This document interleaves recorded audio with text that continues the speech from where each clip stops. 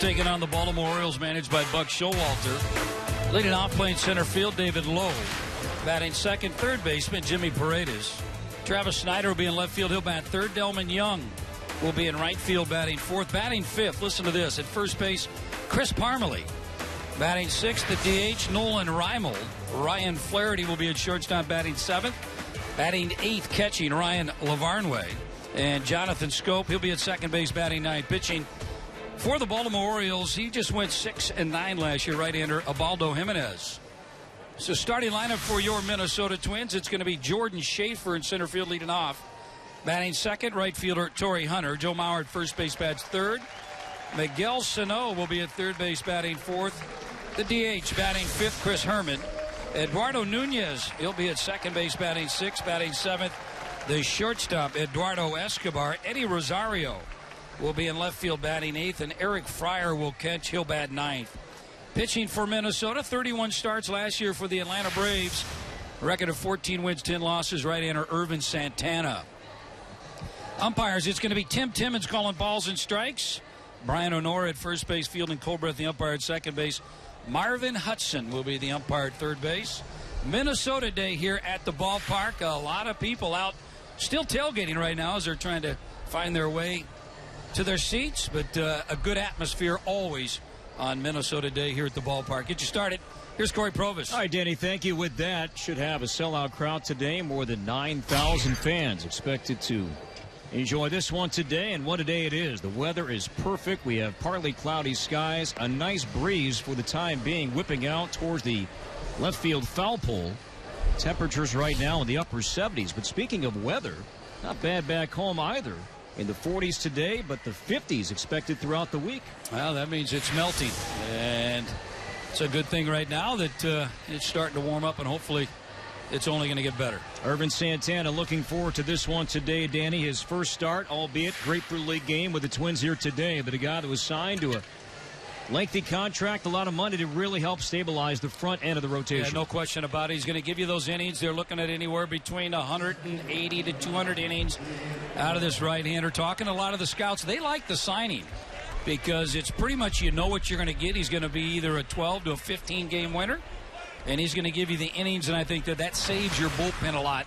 But he's a guy with some experience, knows the league, knows the hitters, and is really fitting in well with the Minnesota Twins. David Lowe bats lead off for the Orioles. He will step in, left-handed batting center fielder.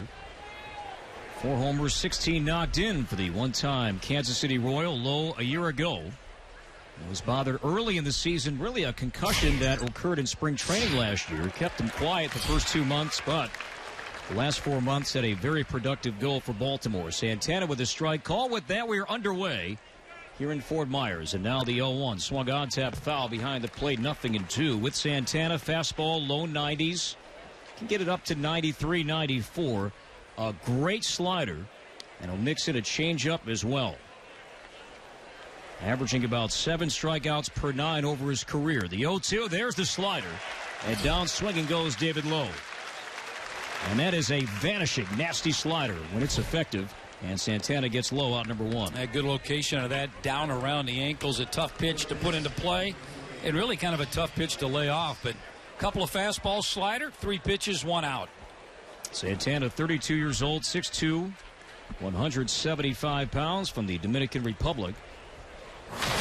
14-10 with the Braves last year. You mentioned the innings. As Jimmy Paredes bats, he swings a soft liner over the head of Miguel Sano. Into left field it goes on a broken bat, charging from left Rosario. And a throw it back in towards second, keeping Paredes at first base. A broken bat liner. Sano, a big boy, jumped. Went as high as he could go, but that ball cleared his glove.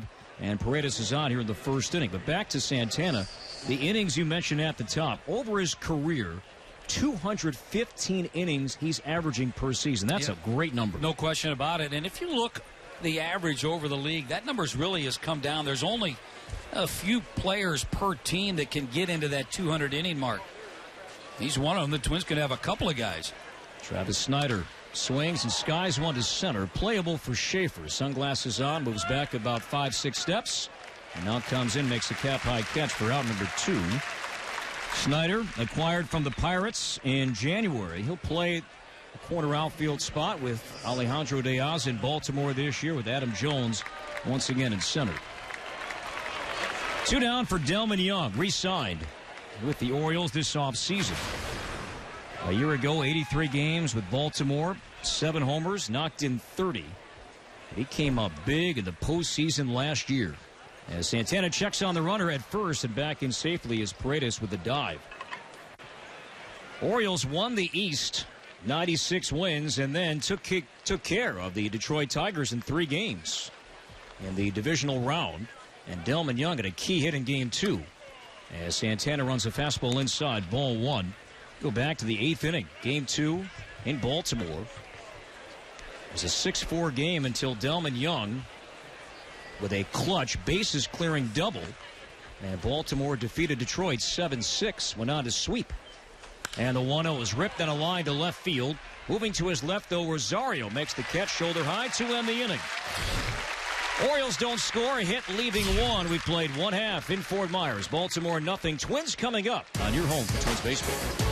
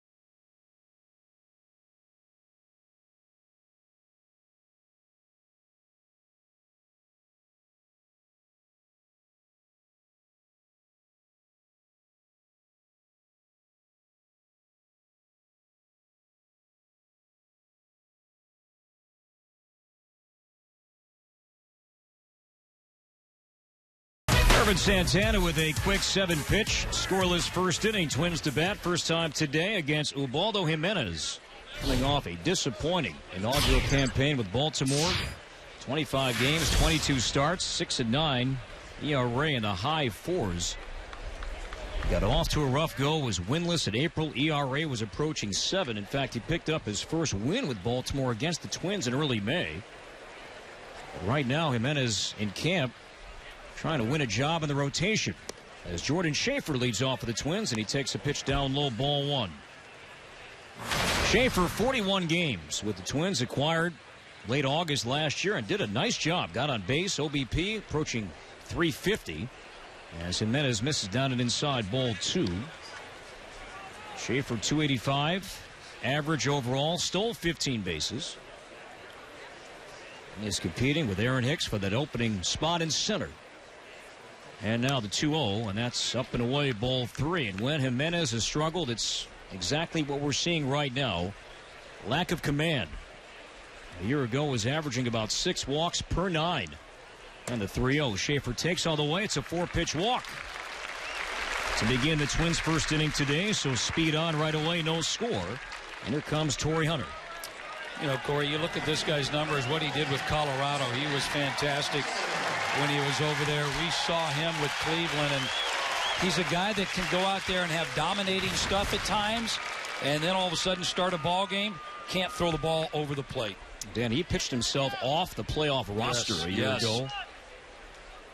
And he is battling with Kevin Gausman for the number 5 spot here in the spring, as Hunter takes a fastball inside for ball one. So 5 pitches, all 5 have missed for Jimenez, who was hit hard his first outing.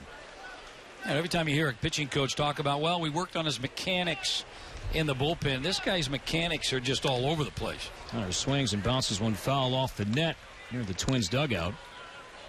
Tall, lanky right-hander, and he's got kind of a herky-jerky delivery.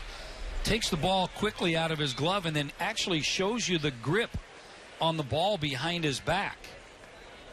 5 days ago, Jimenez faced the Tigers in Lakeland. Gave up 6 runs, 5 earned as he checks on Schaefer back in safely with a dive. 2 hits. He walked 2.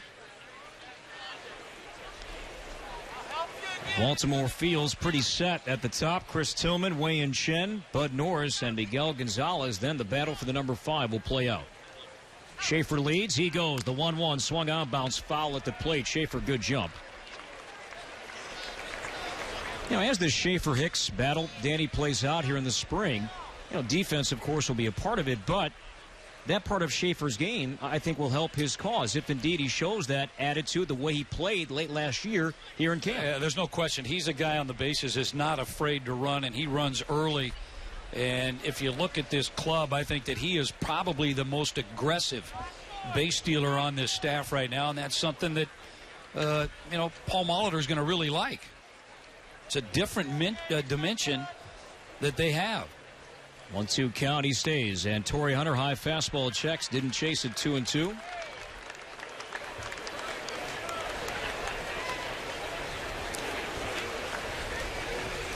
Torrey Hunter back in camp with the Twins for the first time since 2007. 17 homers, 83 knocked in with the Tigers last year. Schaefer, a good lead. He goes again. The 2-2, swing and a miss, strike 3. Throw to second base, not in time. As Hunter went up in the zone, he swung and missed. Schaefer took off for second base. He has a stolen base, but Hunter strikes out, 1 down. And here comes Mauer.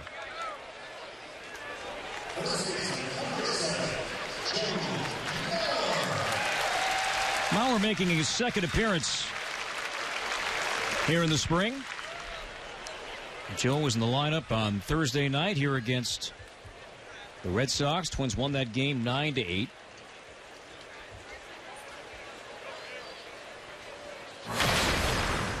Jimenez from the stretch, and a fastball runs away, ball 1. Mauer in that game at a base hit, run scored.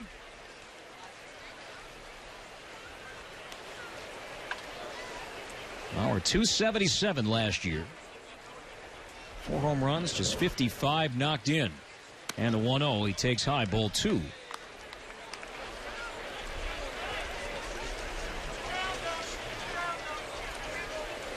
Twins come in 1-2 on the year after beating the Red Sox on Thursday. Lost to Tampa Bay Friday, fell yesterday to the Red Sox. The 2-0, low and away, ball 3. And then his fastball, slider, split. Expect to see everything from the 31-year-old today. Miguel Sano is on deck. Schaefer at second, 1 out. And the 3-0, Mauer taking all the way, thigh-high strike. Orioles have many of their regular players back home in Sarasota today. Travis Snyder, though, expected to start either in left or right. He's in left field today. David Lowe in center. Delman Young in right. The 3-1, a swing and a line drive to left, down the line, slicing, landing fair on the grass, rolling and banging off the wall. Schaefer scores. Mauer to second base. He's got a feet-first sliding RBI double. Twins take a 1-0 lead.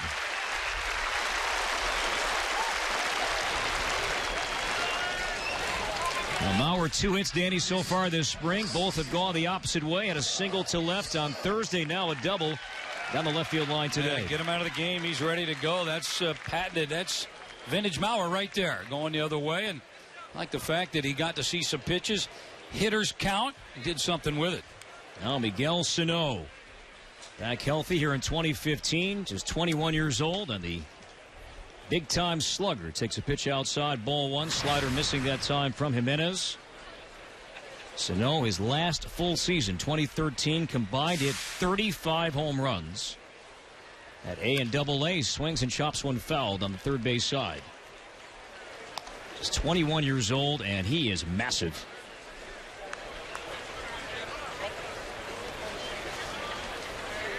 He's got a good approach, good foundation, and I'm not sure if pitchers yet look like Jimenez tried to get that fastball in on him and still quick enough to kind of pull it. But it all comes down to, are they going to be able to make the adjustments on the breaking balls? And I'm sure that at some point, Sano, Vargas, they'll be tested on the breaking ball.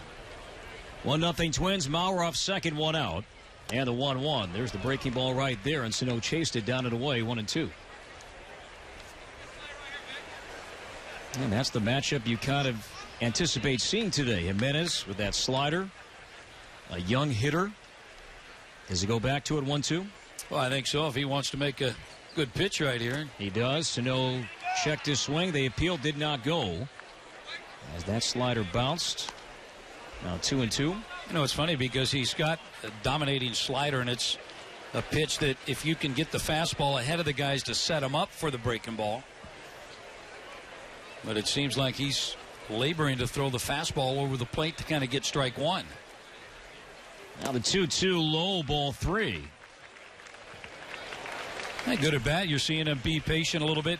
He's seen that splitter, the breaking ball, making some adjustments, see what he's going to get here. Full count. Well, this will be the 20th pitch for Jimenez here in the first inning. And the payoff, fastball missed, down and away, ball 4. So Sano draws the walk. Second walk this inning for Jimenez. So 2 on, 1 out. And Chris Herman bats for the first time today.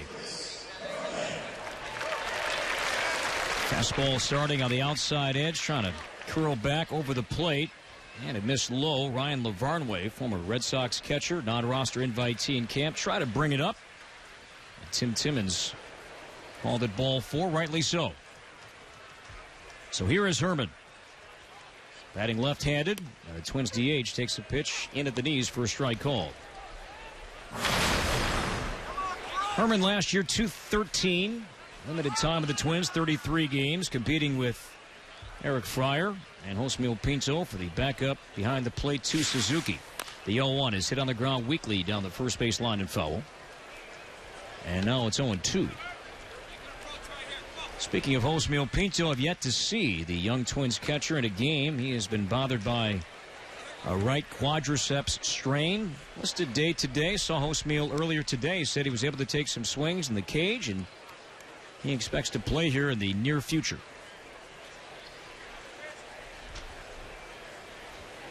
Twins lead 1-0. Bottom half of the first inning. And the 0-2. Strike 3 called on a fastball that ran inside and kind of tied up Herman on the corner.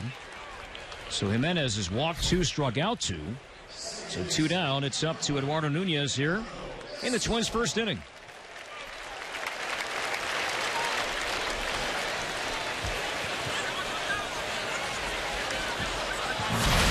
Nunez, 27 years old. He's at second base today. Brian Dozier remains sidelined with a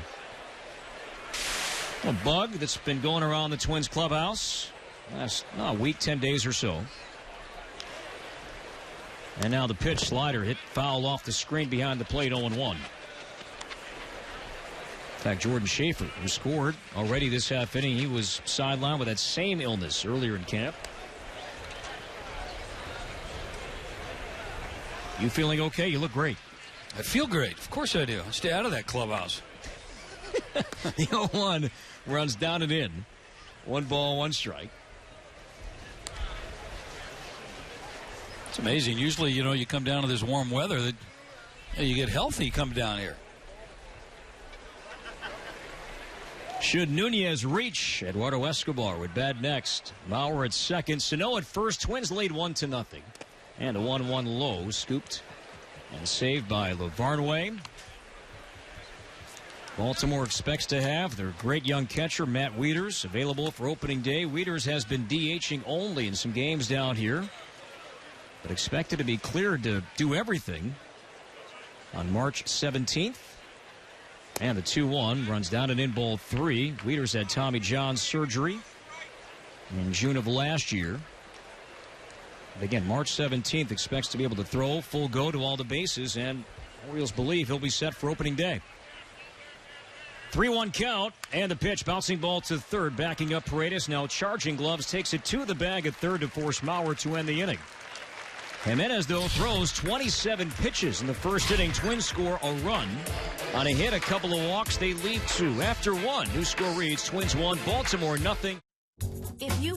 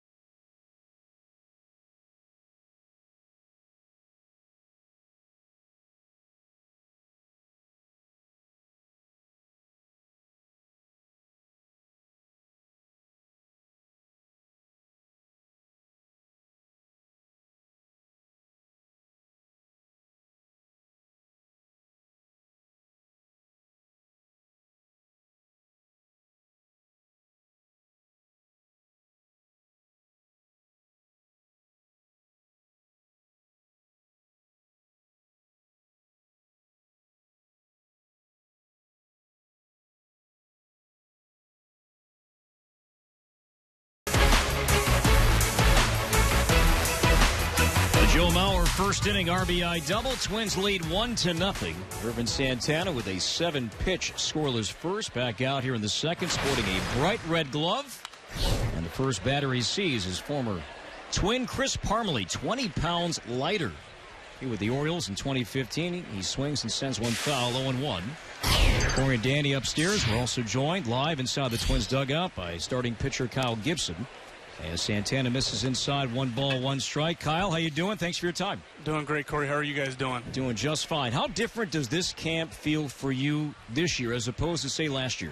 Yeah, I would say it feels a little different. Obviously having Molly at the helm, you have just a little bit different voice in the meetings and a little bit different style of delivery of how to do the fundamentals. But also having the additions that we have with this guy on the mound and Torrey. I think we got a little bit, I wouldn't say different leadership, because still Dozier and Plouffe and Suzuki and those guys are our leaders. But, having Torrey in there who's been around a while and, adding another guy like Santana to the rotation were a couple big additions for us. And the 2-2, Parmelee sends one foul. A year ago you were competing for the number 5 spot in the rotation. You were going up against guys like Worley, Diamond, Deduno. They had options. I'm sorry, you had options. They did not.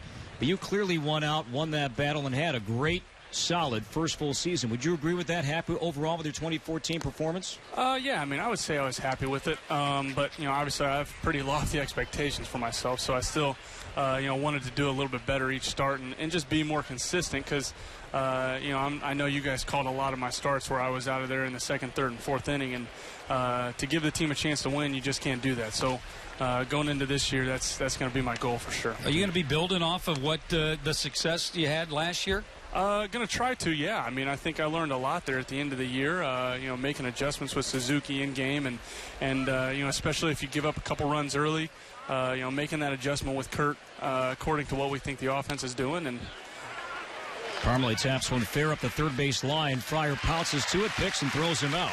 One down. Parmelee may be 20 pounds lighter, but he still runs 20 pounds slower. Boy, that's a base hit for a lot of guys. I'm sorry. Go ahead, Kyle. I can't even laugh at that. Chris is a good friend of mine. So He's I'm a not good friend of mine, that. too, and I think that's why I can say it. Yeah. I think making those adjustments, for instance, in the Detroit game where I gave up 4 in the first 2 innings, and, Kurt and I had a chat there in the third, and in between the second and third, and, just being able to find the right adjustment to get myself through 5, 6, 7 innings and still keep the team in the ball game. Twins lead 1-0, 1 out. Nolan Reimold takes a pitch up near his ear flap, and that spins him out of the batter's box. A fastball at 94, ball 1. You know, a year ago this time, if I brought up the sinker to you, you said this year I don't have to be so fine with that pitch. Just kind of rely it to do its natural thing.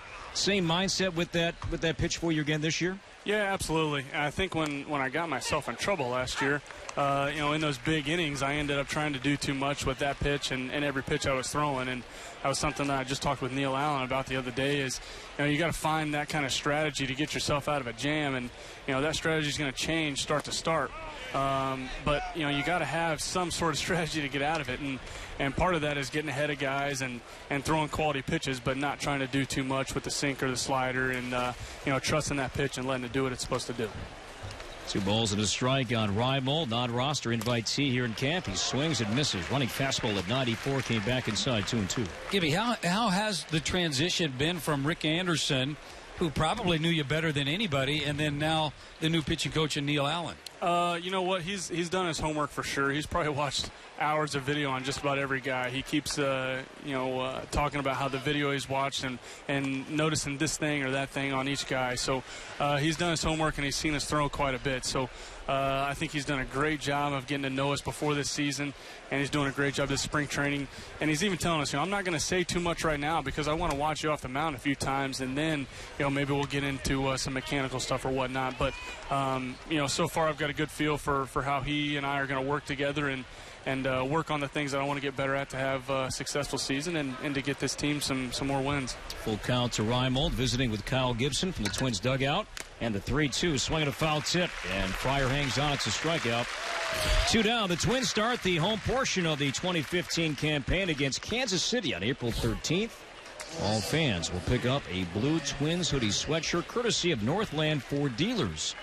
Get out to the home opener. Get your tickets right now at twinsbaseball.com. 2 down, and the batter is Ryan Flaherty. Gibby, were you allowed to go out to the parking lot today and enjoy any of the festivities at Minnesota Day out there? I didn't have time today. I've been trying to.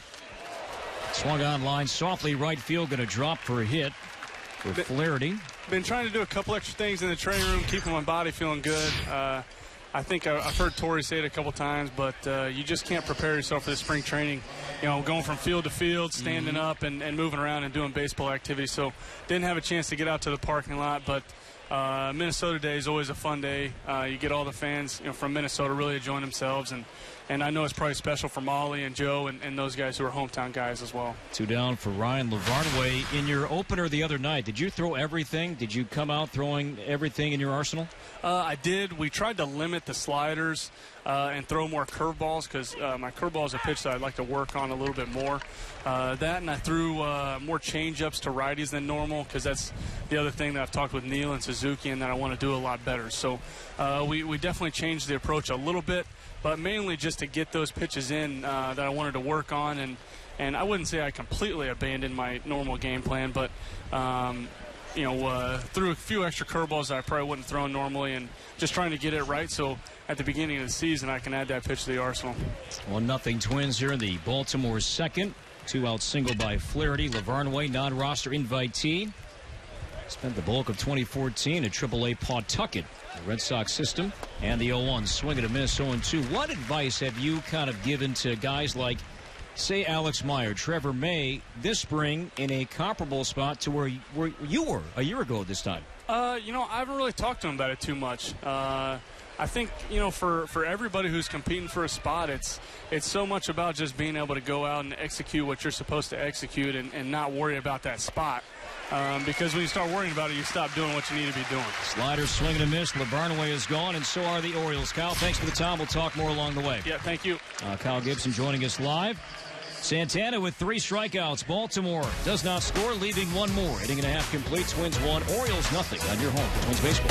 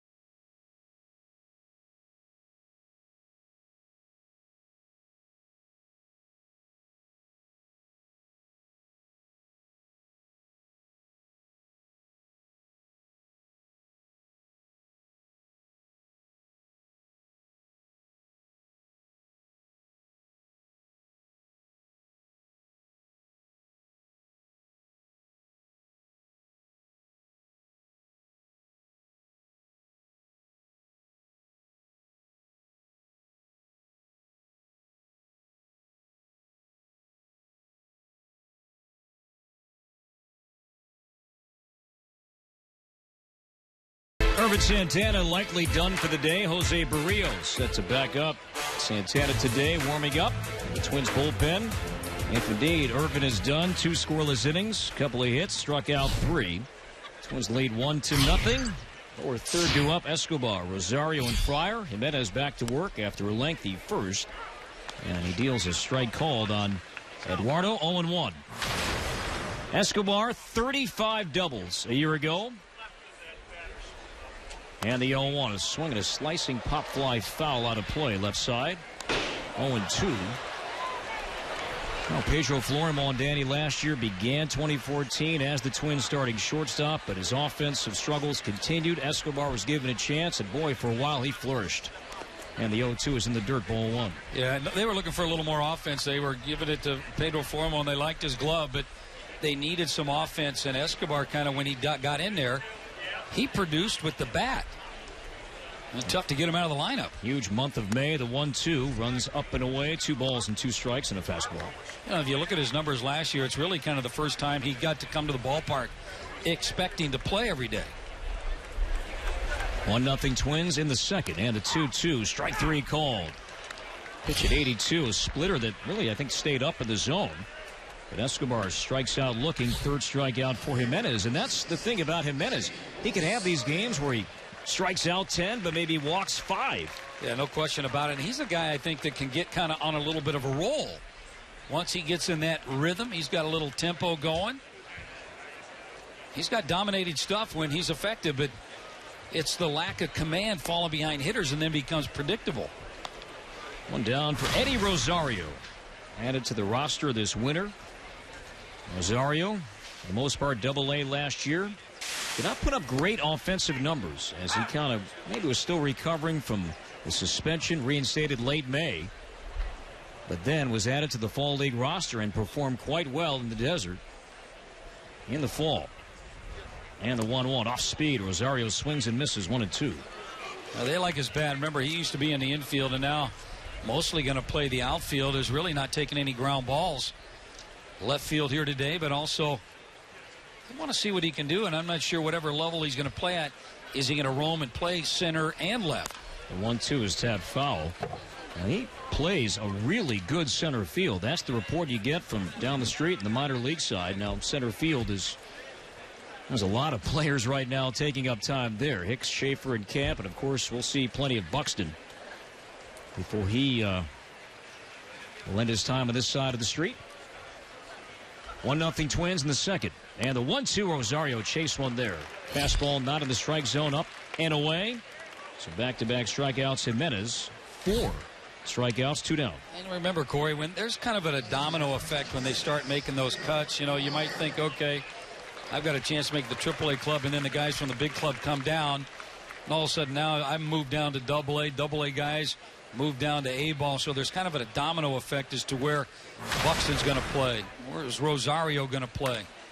As Fryer bounces foul near the Twins' third base dugout.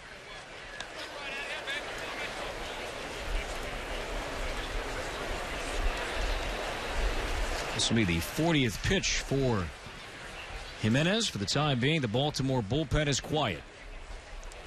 And the 0-1 slider, strike called. And now 0-2 on Fryer, 29 years old in camp, trying to win that backup job. Hit .213 in 28 games with the Twins last year with a home run. And the 0-2 is poked foul, lofted back behind the plate. Of the 3 candidates, if you will, Fryer, Herman, Pinto, take us through their different strengths because they are quite different if you begin to dissect each of the 3 skill sets. Well, I think Josmel Pinto, first of all, you look at his bat, number 1. That definitely jumps out, and I think that he's probably behind the other 2 guys in what we would call defensive catching.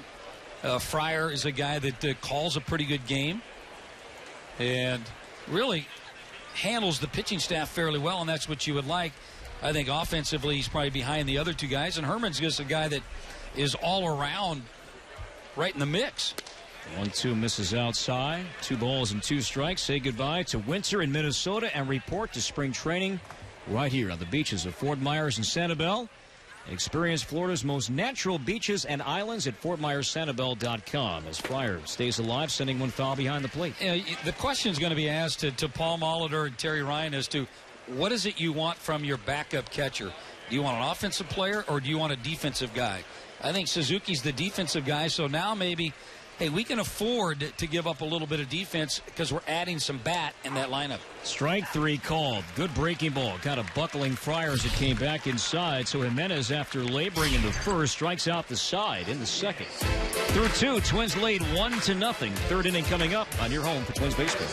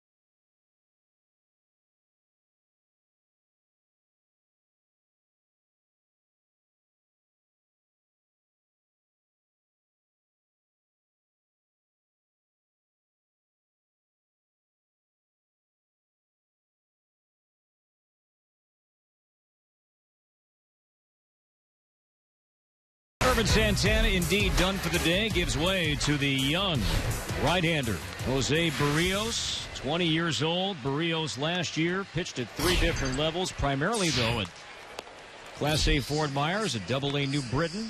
Had one spot start late for Triple-A Rochester, but Baseball America tabbing this young man as the 3rd best prospect in the Twins organization. A lot to like about this guy's ceiling and potential. Twins lead 1-0. Corey Danny upstairs, and we're joined now by Byron Stout, who covers fishing for the News Press down here in Southwest Florida. He's a fishing expert and fishing historian, and if you're coming down, Byron, to spring training over the next few weeks, you can see some baseball, but boy, you get on the waters, there's a lot of great fish out there, isn't there? We've got all kinds of fish, starting with tarpon. They're probably the most famous, but we've got snook. We're probably the best snook fishing place in the country. And then there's all kinds of bottom fish, good things to eat. It's just a great place. I read that Lee County is the birthplace of big game angling. That's right. 1885, a New Yorker, of all kinds of people, caught the first tarpon on rod and reel here. In fact, he caught 5 on his vacation in March, and he last one was a 111-pounder. He threw it on ice in a railroad car, took it back to New York, and made himself famous, and this place famous. After he did that, there were wealthy sportsmen from all over the world that came here. Scope pops it up foul. Fryer giving chase. Glove on the screen, but has no play as that ball drops out of play. So if somebody's going to come down here, never been to Southwest Florida, and they say, Byron, give me an idea. What kind of fish can I go out? Different waters I want to hit. What kind of fish can I expect to catch down here? Well, it kind of depends on if you take a guide, they usually specialize. A lot of them are snook guides. There are over 200 that have boats with snook permits, so you don't have to buy your own permit and stuff. Then from shore, we've got a lot of good fishing piers here. The Sanibel Pier is one of the best piers in the state. So you can, right now, sheep's head are the hot thing. Go buy yourself a bucket of shrimp and you can probably catch a sheep's head off any pier in the county. Jonathan Schoop batting 2-2 count. Ground ball wrapped to short. Scooped up cleanly Escobar. He throws out Schoop for out number 1. I've done a lot of fishing when I've been down here, and I've done the same thing. Had some guides take me out and went out flat fishing in the flats. And those were the reds, right? Redfish. Redfish. That's a really popular fish here. Yeah, and to me, I like that because he kind of pulled the motor up and he just kind of, drifted around and he would spot him. And to me, the key is the presentation with the bait. Sight fishing is just the most fun there is. When you see the fish, it's kind of like hunting. You stalk it. Got to make a good cast and present that bait, not scare the fish with it. It's great. Crowd applauding a great play by Miguel Sano. David Lowe, left-handed batter, bunted up the third base line. Both Barrios, the pitcher, and Sano, the third baseman, converged, and Sano was shouting, "I got it, I got it." He picked it up barehanded on the run, on target throw with plenty on it to get Lowe, who can run. It's a good play by Sano, 2 outs. Yeah, I like the fact that there was the communication because Barrios was getting ready to pick it up, and he said, no, I have it. And good test for him and his arm. Twins lead 1-0, 2 down. Barrios working here in the third, and Jimmy Paredes will bat, visiting with Byron Stout, covers fishing for the news press down here in Southwest Florida. Now, Byron, I don't like to name names, but say that somebody isn't the best and most experienced fisherman, I guess, in this case. Maybe I just kind of pointed out that I'm talking about myself. Are there services that you provide or you can recommend? Say that certain people don't like baiting their own hook. Are there people that will do that for you? Absolutely. The Southwest Florida Guides Association has an easy to find website. They've got dozens and dozens of top flight guides. They'll bait your hook. They'll do the casting for you. They'll tell you when to reel. All you got to do is get them in. Just show up. Huh? But Byron, isn't that part of fishing, is being able to bait your own hook and then even taking the fish off the hook? Isn't that all part of it? The more you do it, the more you want to do that stuff. Swing and a miss on a slider. Paredes is gone. And the inning is over. Byron, thanks for the time. Appreciate the insight and knowledge. My pleasure. Thanks for having me. All right, we'll talk more. Fishing expert, myself, and Dan Glad, and we'll continue after this. Bottom third coming up. Twins lead by a run on your home for Twins baseball.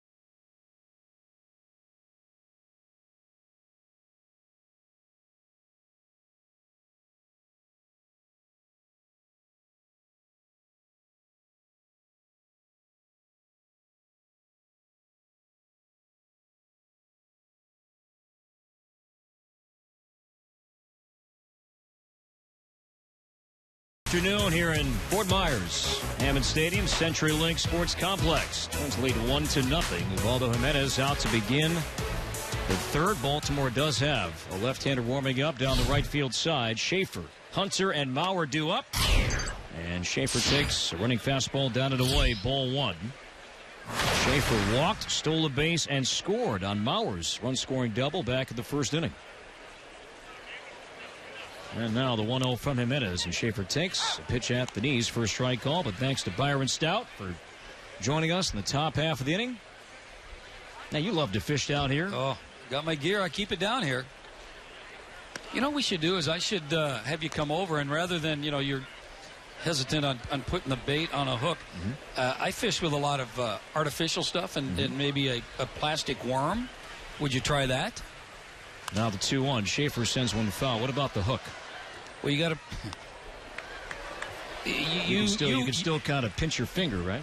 No. Okay. No, you just... you can... I'll show you. I'll demonstrate, and then you can do it. But okay. I just think it would broaden... I don't know, my outdoor skills? Yes. I think that's important because someday your son's going to grow up, and who's going to teach him to fish? Uncle Danny. 3-2 on Schaefer. Uncle Danny may teach my son a lot about life. Here's the payoff. Send foul off the screen behind the plate. What it tells me is Dad didn't teach you to bait the hook and take you fishing. To me, it's therapeutic. It's fun to get out there, and like you said, the challenge to present the bait to that fish, and especially different species to go after. And the 3-2 outside, ball 4. So Schaefer draws his second walk today.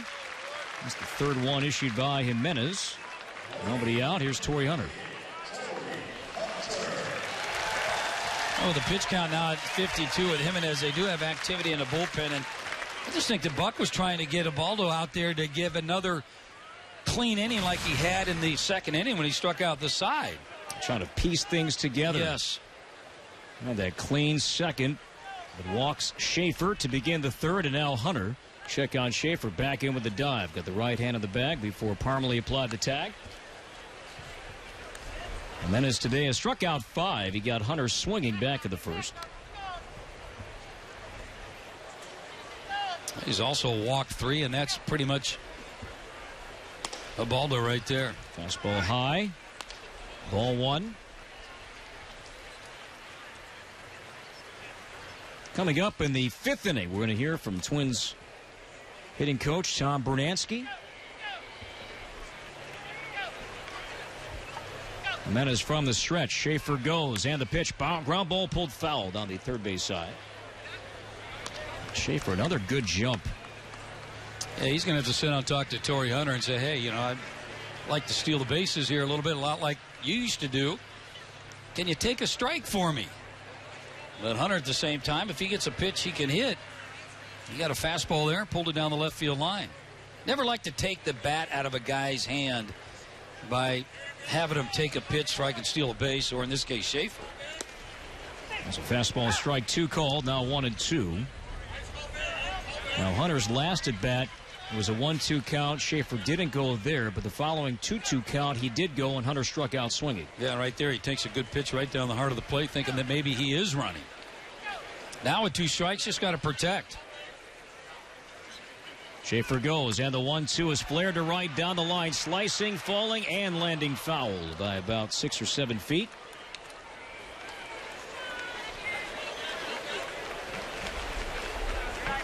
So Schaefer was moving there. 2 strikes. Gene Glenn, coach's box at third, looking inside the Twins dugout and into the signs, and now sending them along the way to Schaefer and Torrey Hunter in the batter's box 90 feet away.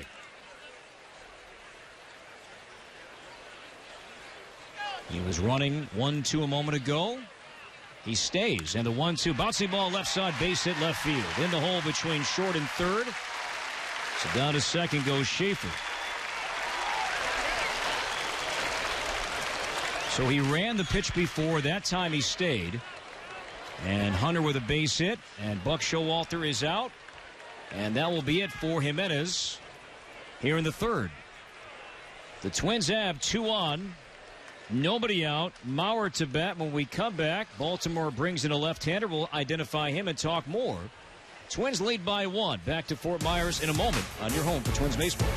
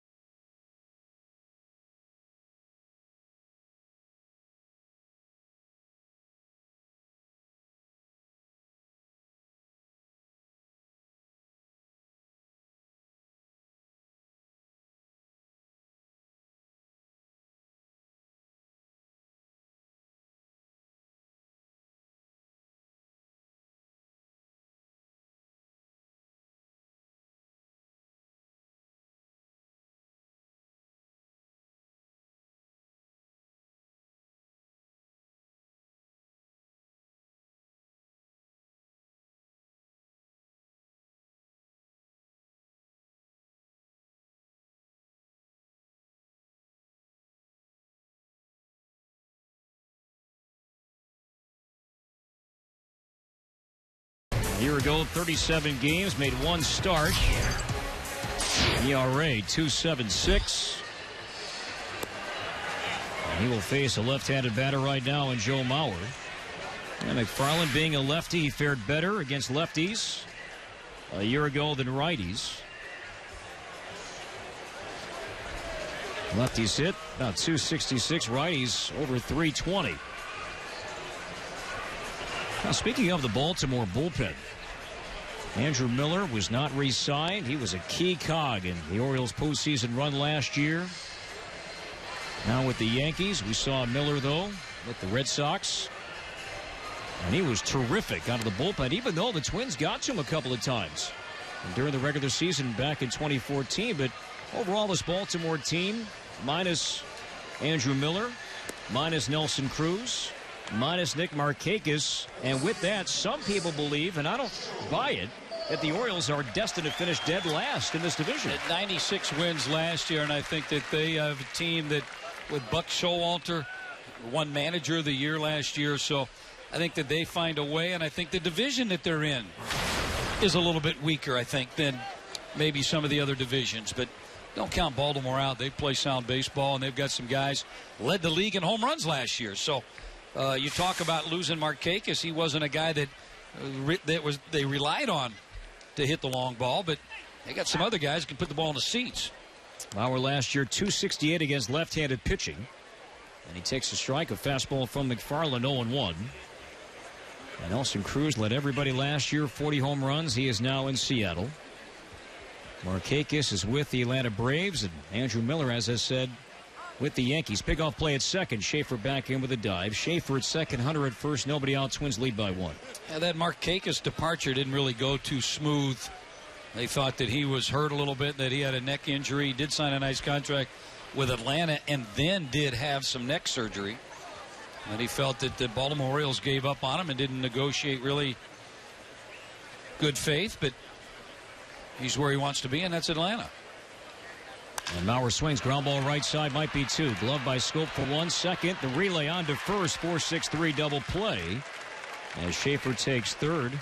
So 2 down, Scope, Flaherty on to Parmalee. So 2 down for Miguel Sano, who walked his first time up. Just to continue the conversation about why I don't think that Baltimore is all of a sudden going to drop in the bottom of the East. Yes, they hit over 200 home runs, and they lose Cruz, they lose Markakis, but they also had the 3rd best ERA in the American League. They were a terrific defensive team. They shouldn't get a drop in those 2 areas. Markakis is very good in right, but they're still so sound in other areas defensively where they can still compete with pitching, bullpen, defense, and they return some offense. They get a healthy Matt Wieters. They get a healthy Manny Machado. I don't see why this Baltimore team won't contend again this year. I like what you touched on, and that is the defense, because the defense is going to complement their pitching. And anytime you've got a good defense playing behind the pitching, you're going to be in a lot of ball games. They do have some good guys in Hardy and, like you said, Machado, that left side of the diamond, and they like the kid Scope at second base. So they've got some good players, some proven players. Now, Chris Davis has a better year. He's going to miss the opening game of the season as he finishes his 25-game suspension. There's the 1-1-2 Sano, and McFarland misses down and away a fastball at 91, 2-1. I think Wieters might be playing a little first base as well. I think they've got some options there. Delman Young's playing a lot in the outfield right now that they feel to get his bat in the lineup. Going to have to play some defense and not just DH. RBI chance for Sano. Schaefer at third, 2 outs. And the 2-1 low and inside. You have a left-handed batter and Herman on deck and first base open. So let's see if McFarland will challenge Sano 3-1. Or kind of work around him, set up the lefty-lefty matchup here in the 3rd inning.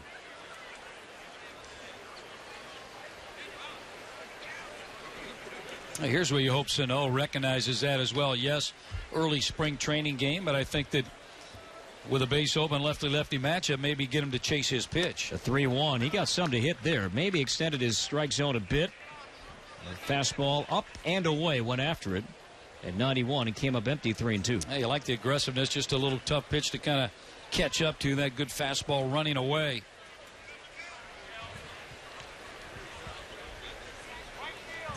So 2 down.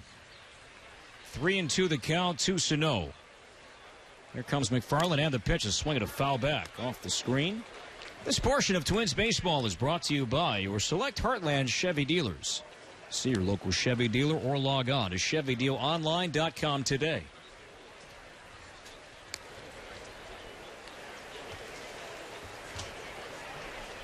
Second baseman Scope shading Sano up the middle, still defending right of second. Both of his cleats, though, on the grass towards center. Full count. And a 3-2, a swing and a pop-up. Playable infield right side. Parmalee charging in foul territory halfway up the line. He makes the catch near his cap to end the inning. Nice job by McFarland. Twins had 2 on, nobody out. They do not score, leaving Schaefer at third base through 3. Twins lead 1-0 on your home for Twins baseball.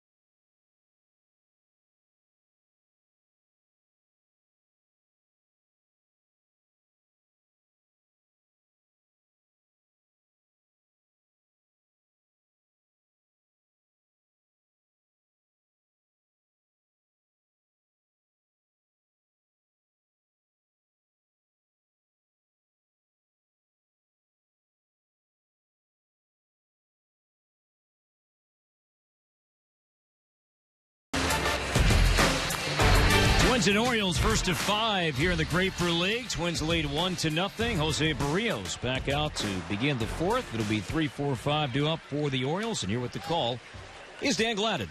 Well, thank you, Corey. It is going to be Snyder, Delman Young, and then Chris Parmalee. Snyder flew out center field his first time up. Last year with Pittsburgh, played in 140 ball games, hit 13 home runs, drove in 38. The trade with Baltimore, and he didn't come over until the offseason, but he looks like he can get a little playing time. They always seem to find that little left-hander with some pop. And the first pitch from Barrios is down and in, ball 1.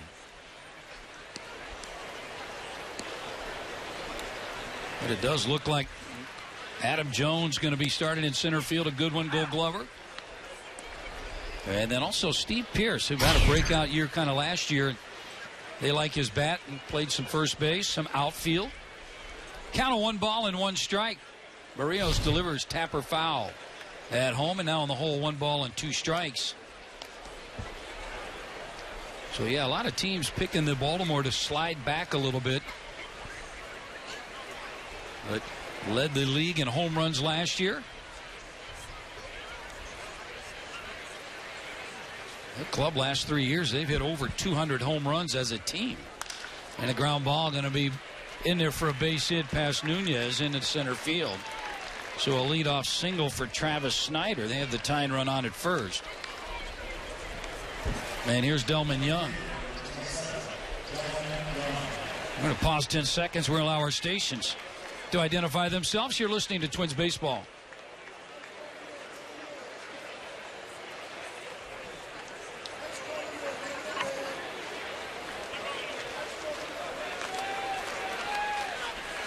Delman Young lined out to left field his first time up. And a ground ball could be 2. Going to be fielded by Escobar at short. Nunez back to first and not in time. Not a real hard hit ground ball. Well, Delman Young, they said, is ready to go. Came into camp in shape, and that's kind of always been a question with Delman Young, but he's been around long enough. He's got it figured out, knows what he needs to do. Get ready for the long season. He's at first with one out. And here's former Twin Chris Parmelee. Little tapper out in front of home plate his first time up. Takes a fastball on the outside corner. There's strike one. I was visiting with Chris before the game. He said before games began down here, his drill work was in the outfield, but when it's come to actual playing time in games, he's seen more first base than the outfield. I think that's a good drill to work on. Is just you take your fly balls, exercise out there, ball kicks away. No chance for Delman to advance to second base. Nice play by Fryer. I think it's safe to say that that is his best position, is at first base. Knows his range out there. Good glove guy. Complements the infield. Able to pick the balls out of the dirt. Wearing number 41. Signed late with Baltimore. Young, good lead. And fouled off left side. But Chris did say that he dropped 20 pounds when I came in the booth today. That's all I heard about was got to go down and see Chris, and went down there, talked to him, long conversation. Has an opportunity to help this club out. Another left-hander with occasional pop. And this ball's hit high in the air right field. Torrey Hunter started in and now drifts back well in front of the warning track and reaches up and puts that one away. Any other day, that ball might be out of here. The wind is really whipping out towards the flagpole in left, but if it's gusting it all out to right center, that is probably a home run. And a case of beverages, but not the case here. That's a fly ball out. So with one out, runner at first, here's Nolan Reimold. A long-time Baltimore Oriole here trying to make this club. Irvin Santana started, solid 2 innings. Curve down and away, ball one.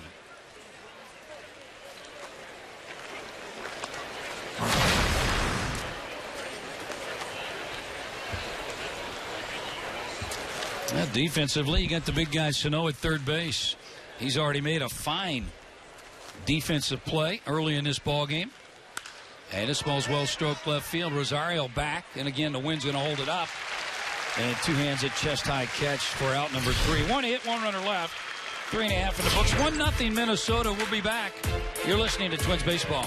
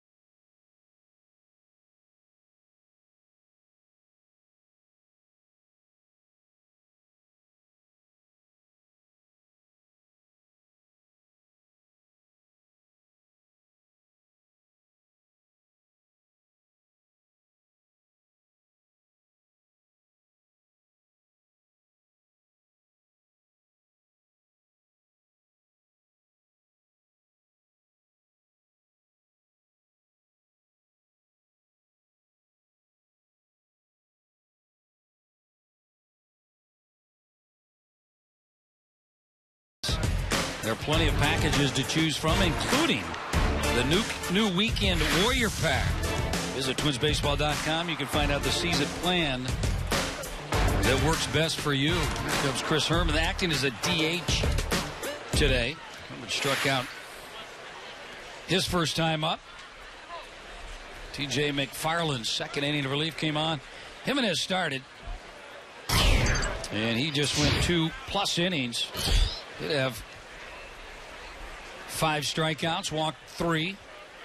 And a pitch missed down and away, ball 1. Minnesota Day here at the ballpark. They had it early this year. Usually they have that around mid-March, but a great opportunity, tailgating. Everybody, as Herman, little one hopper to the second baseman. Nice play by Scope, and he's going to retire Chris Herman. That ball checked up on him a little bit. Nice defensive play. Herman out number 1. But I like it because everybody brings their banners and they tell you what city they're from. As Nunez is announced as the hitter. And got to hang out with the Maurer clan. I like them. They're handing out Maurer T-shirts and really kind of promoting that. Are you kidding me? And they go, yeah, Danny, you want a small? And I said, no. But nice little giveaway. So everybody in the parking lot out there kind of running around with Maurer shirts. And everybody's got their tables up. The barbecue's going. Had a band out there. A lot of fun. 1 ball, no strikes. And a ground ball down the third base line past a diving Paredes into the corner. And Nunez on cue loses his helmet right around first base, in there for a stand-up 1-out double. It was a matter of time. I was thinking off the crack of the bat. There he goes. Extra bases. How long will the helmet stay on? And sure enough, just around first base, off it went. And Nunez, helmet free, still has a double. You know, I think anytime it's an extra base hit, he's going to lose it between first and second. Anytime it's an infield base hit or a single, he'll lose it between home plate and first base. I like that rule. Let's that down. That makes sense. Okay, let's keep an eye on that. There's Eduardo Escobar. He struck out looking his first time up. Switch hitter. He'll bat right-handed. And a pitch missed outside and low ball 1. But also I went over there and Billy Maurer and John DeSeri with Maurer Chevrolet, they had a drone. And they invited me over. They go, come on, we're going to wait till you get here because the battery life on it is like just 25 minutes. Pitch down and in, missed, falling behind 2-0. So they have the drone with the camera on it. He's got it hooked up to his phone. So you're working this drone, and you can see because on your camera, it's got the camera working, and you can control where the camera goes, where the drone goes. And a little windy today. But I said, I'm a little uncomfortable here by the water. I'd hate to land that thing in the water. Here's the 2-0, and again missed outside, and now falling behind 3 balls and no strikes with a base open. What do they say about the battery life? How long could that fly for? 25 minutes. But it's kind of a neat. When he landed it, he had trouble because of the wind, but still, it taken all the way, and it's in there for a strike. We got to get one of those. That'd be great. Twins radio drone. Yes. The Flying Danny. Well, let's send it all around Target Field and try to find the number 32 jersey at every ballpark across the country. We got to find out because there's some restrictions as to where you can fly these. Fouled off. Good cut there by Escobar. And now 3 balls and 2 strikes. We could fly it up to Dave St. Peter's office right outside his windows and get really a close look at some pending roster decisions. Ooh, I think we're onto something here. Yes. I just think during a ball game, maybe mid-game, kind of launch that thing from our radio booth and run it around the field. And going on, well hit center field, long run low, still running. He's going to get turned around or one off the wall. Nunez being waved around. He'll score with the second run. And Escobar talked about his 35 doubles last year. He scalded that ball straightaway center field. I think with the wind blowing like this, outfielders have a tendency to play a little bit shallow. And Lowe got burned a little bit, and that ball was well hit. Eddie Rosario, 79 ball games last year, hit .237, did hit 8 home runs.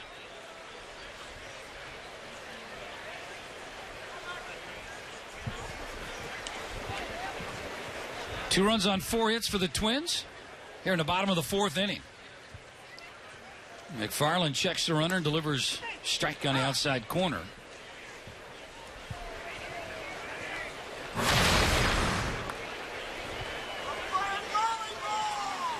Well, Escobar is one of those guys, came over from the Chicago White Sox, that really established himself last year as a threat in the batter's box. Breaking ball way outside, and now 1 ball, 1 strike. And even if he's not going to start the season, at least Molly knows what he has on the bench. And depending on where these guys hit in the lineup, there might only be a few guys that you're actually going to pinch hit for during the course of the season.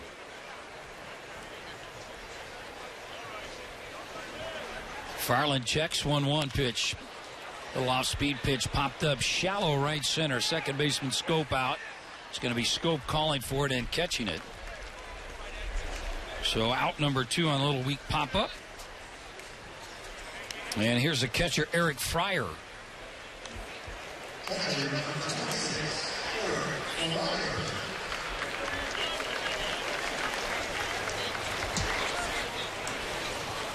So I think I've got you now to maybe bait a hook, and also now maybe practice flying one of these drones. In. You're in. Swamp Buggy, I was in yes. Day 1. That's a given. That sounded fun. You know, I heard from a couple of people about that, and they were saying that it's a must. You have to do that, and I've going to try to set that up. Look at our schedule here, and I'm not sure if it's going to be a family outing or if it just be kind of the guys' trip. We can discuss that, correct? We can. Okay. Yes, we can discuss that and see if Kyle can join us. See if Fryer can pick up a 2-out hit, drive in that 3rd run. Takes a fastball middle half in, and now 1 ball, 1 strike.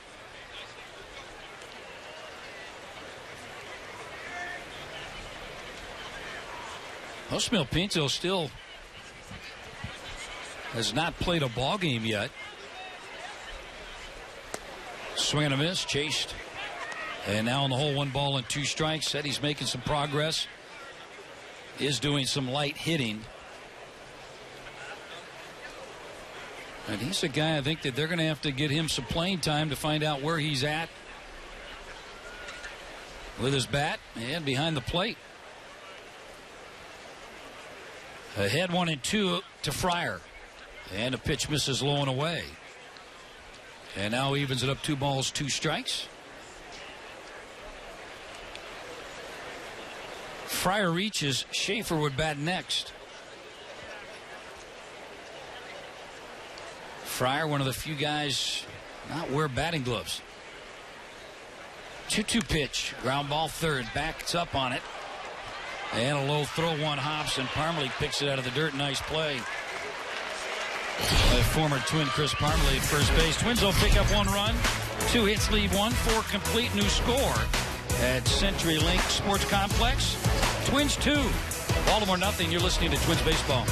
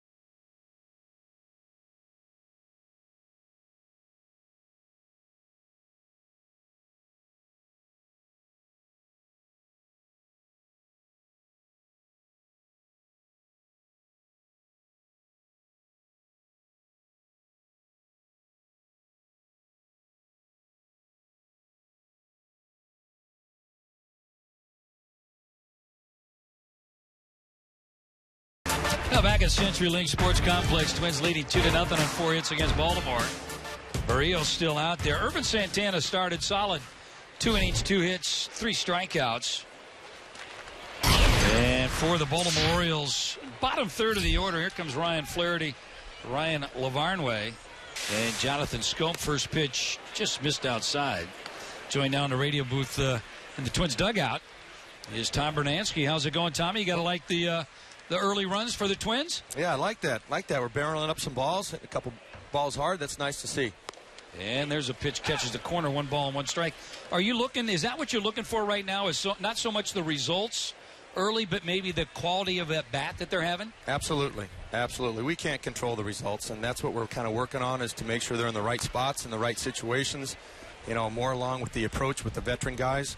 And with the younger boys, we're just trying to see what they do in those situations and see how their body and their swing reacts. Are you still looking, though, when you mentioned situational hitting early in spring training, are you still looking at nobody out, runner at second, move them over? Not so much move them over. We're looking to try to trade places with them. Yes. I want an offensive situation. We don't want to give up any outs. And we're stressing the fact that we got a guy on second base. We want to hit another double somewhere in the gap. I like that. That's kind of a different approach we've seen in the past. Maybe guys will kind of alter their swing a little bit, just trying to get that ball over there, and sometimes the results aren't good. Right. We don't want to take away from a productive at-bat. I think we got some pretty good hitters here, and we don't want to give up outs. 2-2 on the way, and there's strike 3 looking on the outside corner. Nice strikeout. Barrios now with his second strikeout. Hey, Tom, as 2014 ended, was there any player or players, I guess you said that, okay, this winter we're going to try to change your swing, not a complete overhaul, but maybe incorporate something different come 2015? Not too many. I was pretty happy with the way those guys were working and some things that they did. Obviously, we have our exit meetings at the end, and we talk about things we want to talk about and get ready for spring training. Some were mechanical, but for the most part, like Garcia, I knew he was going to be playing winter ball, and we were talking more about the approach, more about a pitch selection, being more accountable for the pitches that you're going to swing at, have an idea of the strike zone. So that kind of stuff. You talk to a few of the guys that don't get a lot of playing time, and it's hard to make mechanical changes for those guys because they don't get consistent at-bats. So with that, we try to make things a little bit smoother, a little bit easier for them, and come back so there's not so many moving parts in their swing. Lavarnway bats, 1 ball, 1 strike, 1 out, 2-0 Minnesota. Tom Bernansky joins us, and you talk about the mechanical part of it, but also we would agree that 80% of this game is played between your ears. So if a guy has good mechanics, but still the results aren't there, is that when you start sitting down with him and talking to him in a different manner? Well, we do that right from the get-go. We try to get away from the mechanical thoughts once they leave the tee in the batting cage. There with the ball, it's not moving. We can control everything that goes on. So we look more for the nice swing, the nice mechanics that they're supposed to have, and feel the swing that they're supposed to carry out onto the field.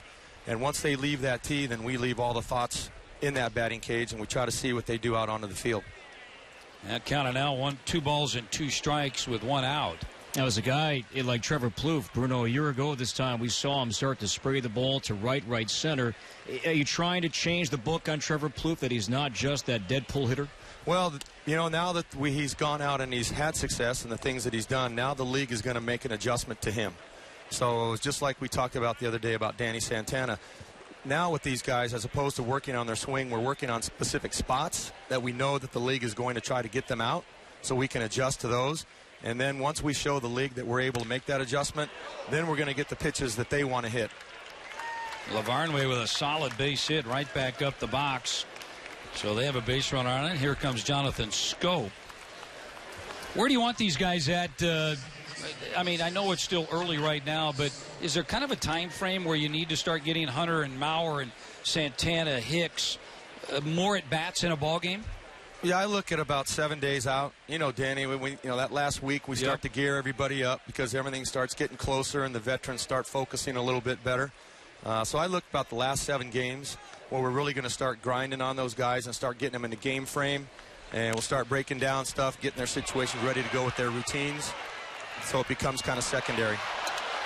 A ground ball that backs up on Sano and kind of came off his chest. Still tried to make the play at first base and then threw it wildly to first. So he's going to be charged. It'll probably go as a infield base hit. And he might have 2 errors on it, and then definitely a throwing error, allow the runner to advance over to third base. And talking about Sano, is that kind of one of the projects of the many that you have, is trying to work with him a little bit with the bat? You know, the fun part about is just to sit and watch. You know, as a hitting coach, we need to build relationships with these kids.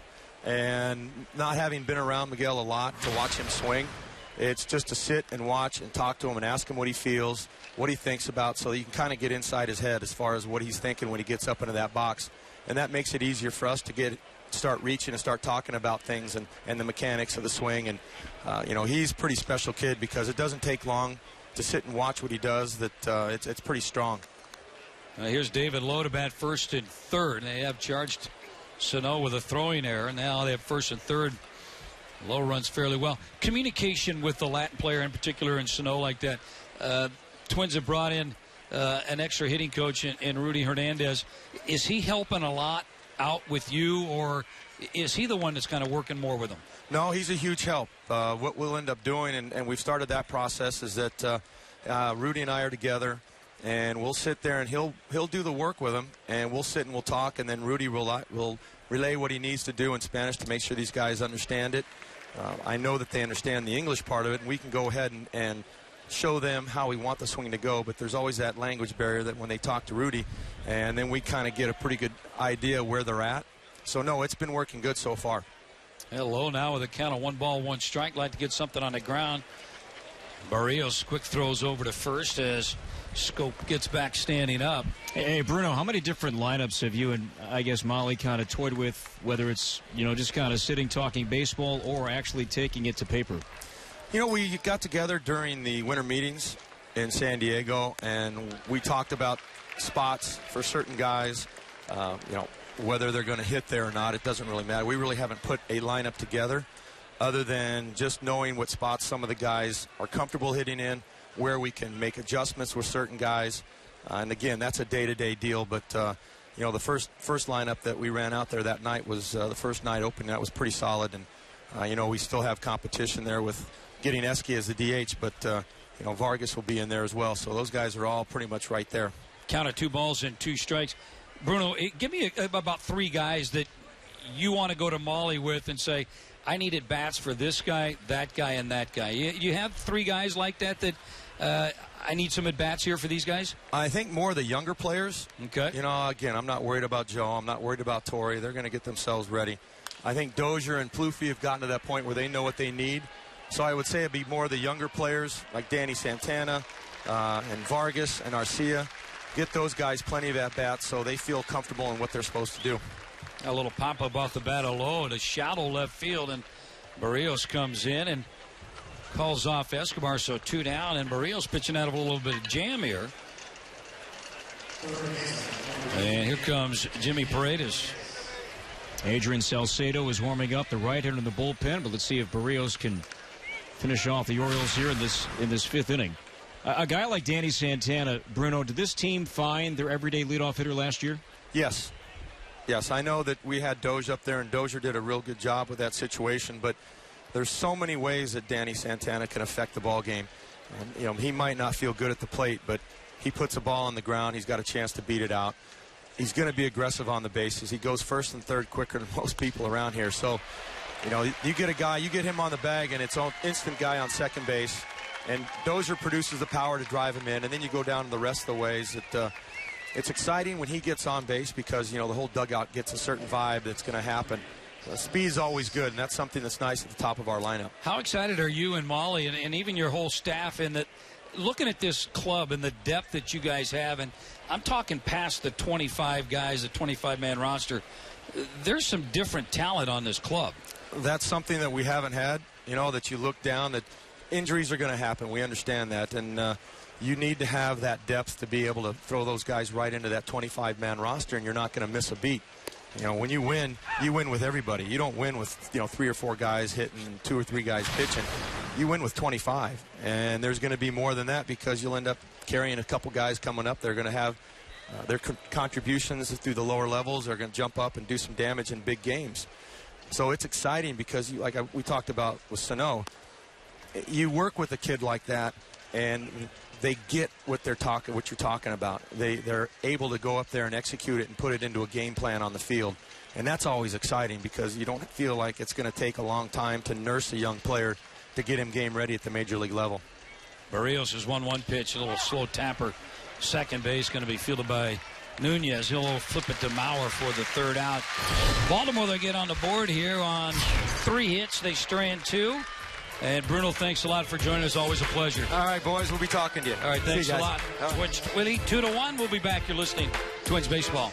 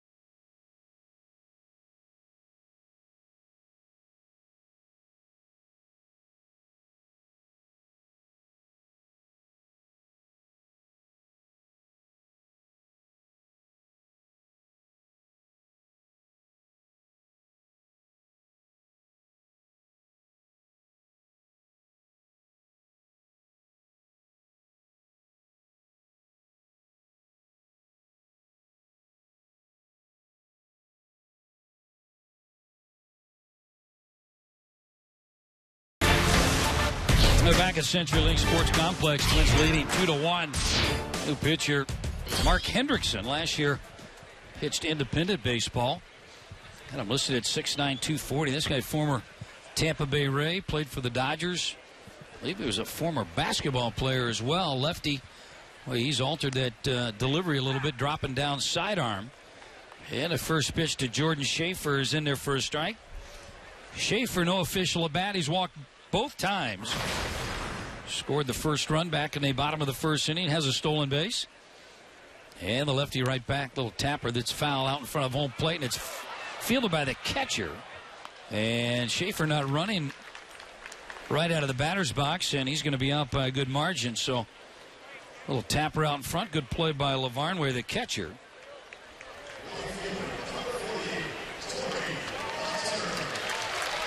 So that ball off home plate, and Lavarnway just kind of barehanded it and threw him out. Here's Torrey Hunter, still getting a nice hand, and good crowd here this afternoon. Like talking to Bernanke because he kind of has his plate full, especially all the coaches early spring training when all the players are in camp. And you get a little thin out, making sure that everybody gets the same quality and quantity of work that they need. And he talked about the young players and Danny Santana needing some at-bats. And I think Danny Santana needs the at-bats, but also I think more so the playing time is short. 1 ball, no strikes as Hunter takes this one outside. Now 2-0. Yeah, that's a good point that you brought up, and Bruno mentioned as well about trying to have the same amount of time, whether it's in the film room or in the cage off the tee. The veterans have their routines, but then you have some younger guys competing for spots. Hunter fouls it back into the netting. Whether it's here or at least opening up some eyes for Terry Ryan, his team, as maybe they make their way down the street in a week or so. But they want the same chance, the same opportunities as the guys who are locks to be on this 25-man roster. No question about it, and I think the coaching staff are good enough to make sure that those players, I'm here if you need me. And a strike on the inside corner evens it up, 2 balls and 2 strikes. There's still a lot of guys that don't spend or don't like to watch too much video. and study too much of it. They would like to just kind of more of a feel. How do I feel physically and mentally right now? But every once in a while they might run in there and look at the video. As Hunter pops it up down the first base line. Parmalee in foul territory calls for it, and he's going to put that one away, and Hunter out number 2. You know what, though? I see most of the hitters when they go in to watch video, and I'll go in there sometimes and see what they're looking at. It's not so much their at-bats as it is who that pitcher is that they're going to face that night.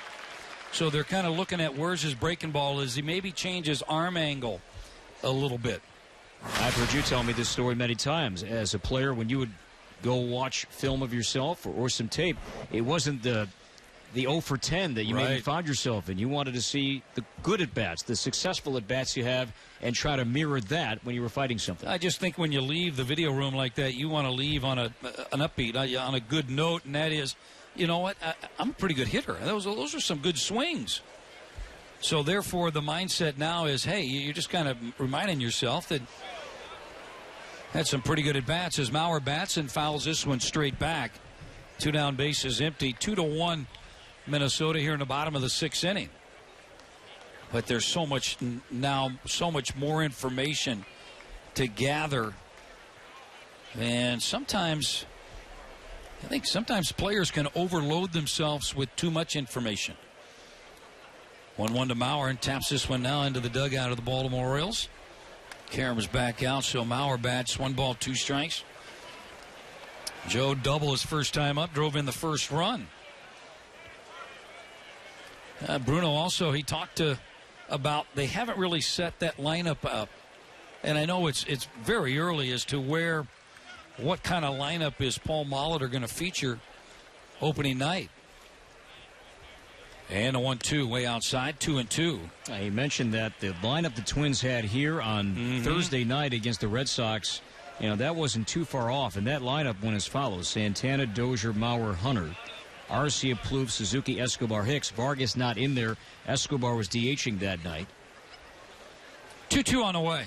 And laid off a breaking ball, now 3-2. Vargas is in there, then that lineup obviously would look different. Yeah, and some guys would slide down a little bit, but I think that the interchangeable guys, I think, are going to be at the bottom third of the order as to, that's where you might see a different look. As Mauer hits this ball into left center field, it fairly well, drifting back and in front of the warning track. He'll put that one away. So a 3-up, 3-down inning for left-hander Mark Hendrickson. 5 in the books, 2-1 Twins. You're listening to Twins Baseball.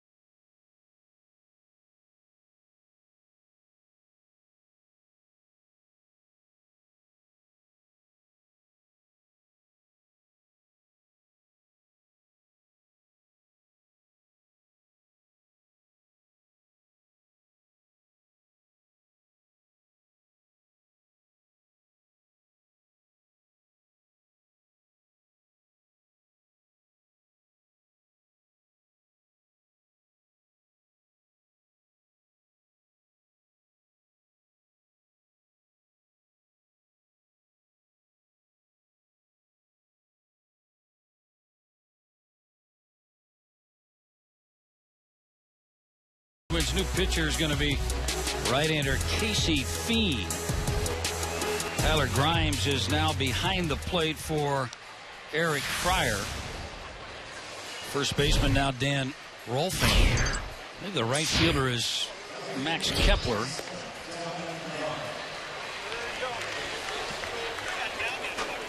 It's Garver behind the plate. I'm sorry. And new center fielder Byron Buxton. I think Eddie Rosario still out in left field. There is a new third baseman also.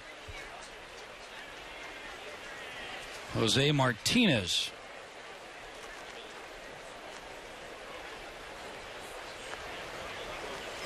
And batting is going to be Delman Young in right field here this afternoon as Feen delivers fastball at 88 miles an hour on the outside corner, strike one. Delman limited to ball games last year, just 83 games, hit 7 home runs, drove in 30. And missed away, 1 ball, 1 strike. One thing about Delman Young, he is clutch in the playoffs. And I was talking to somebody, Scott Kubal, the hitting coach for the Baltimore Orioles. I was talking about Delman Young's been in the playoffs the last, I think, 4 or 5 years. Jam shot popped up foul into the seats. 1 ball, 2 strikes. So he's the guy that I think if he can get through the season, he comes alive playoff time.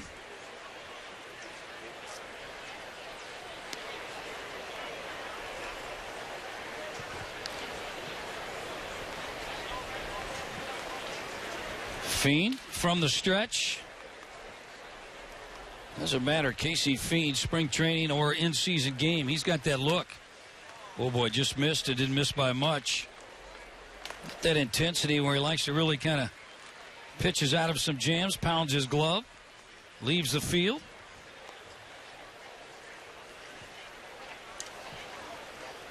And the righty delivers. Hit down the left field line, but this ball is going to go well foul.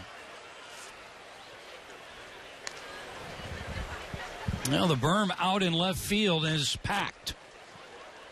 And boy, the ballpark here, we saw a little bit of it last year, but be able to come out, lay that blanket out there, concession stands right around the corner, and be able to take in a ball game. You sure can't tell the people from Minnesota that have come down here.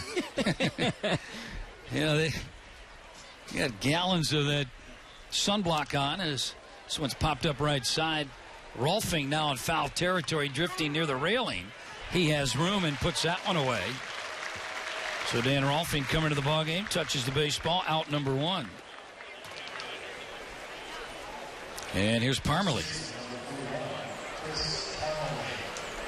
But out there at Minnesota Twins Day, or Minnesota Day out in the parking lot, boy, you can see the people that they left their shirt on or they had the T-shirt on. They're wearing a tank top today, and they've got that farmer's tan. Yesterday down at the beach, perhaps, and then today in the parking lot. Yep. You got to cover yourself up. And the parking lot, I don't know what time the gates even open for Minnesota Day, but in the back parking lots, the RVs, the grills were going. I mean, you could just, as soon as you turned into the complex and you had your windows down, you could smell the food cooking, and it was a great atmosphere. And you still went and bought a sandwich? I did. Okay. Parmalee bats 0 for 2. Parmalee hit the ball fairly well his last time up, flew out to right field. We're at the top of the 6th inning. And Feen steps off. Just I hate to rub it into the people that are up north, but it's just such a nice atmosphere down here, especially today. A little breezy this morning. Fly ball center field. Buxton coming on, and he'll one-hop it. Well, it almost looked like he thought about diving for it, and then just kind of pulled up, made a nice play, and keeping that ball right in front of him. Got a good jump on it. And that's one thing I think we're going to have to keep an eye on Byron Buxton, because it seems like his injuries have happened when he is diving for a ball out there. Diving for a ball or diving for a base. And then didn't he run into the player that Mike Wozniak, his first game at Double-A, and had the concussion? Reimel bats 0 for 2 as Fiend misses badly outside.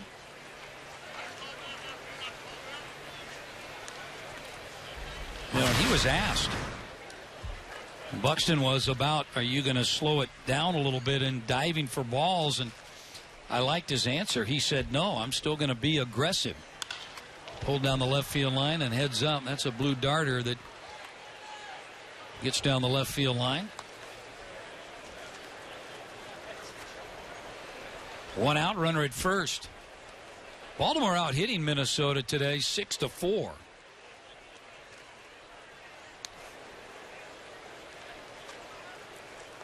Baltimore lone run coming in the 5th inning when they bunched together 3 hits. There was a big error in that inning. 2 charged to Miguel Sano at third base. And this pitch just missed high.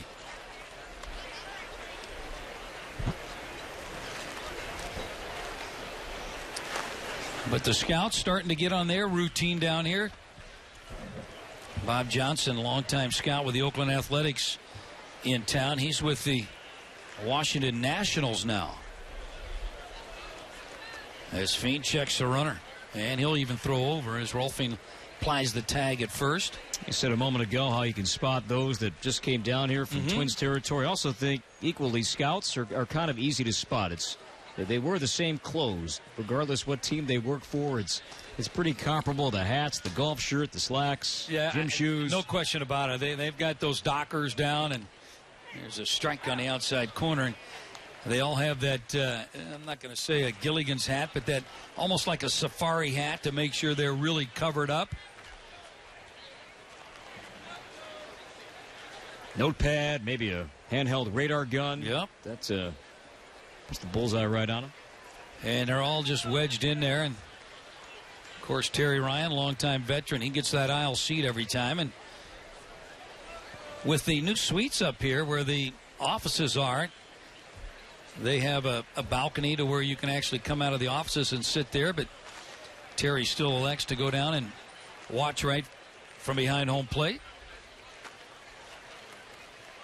Fiend from the stretch, 2-2 on the way. Got him, swung on and missed. There's a fastball at 91, went it right by him. If you want to come to the ballpark, you could just kind of dress up as a scout. Sit down there. I remember a lot of fans will come over and kind of ask and find out what you're doing, but still very early. And the Twins are always good with where they put their scouts when they come here, because you go to some of the other ballparks, the clubs aren't, they would rather sell that seat. Ryan Flaherty takes a little breaking ball that drops in there for a strike. Been to some ballparks where they scatter you, usually like to sit with the guys, but sometimes they'll scatter you, one over here, one over there, and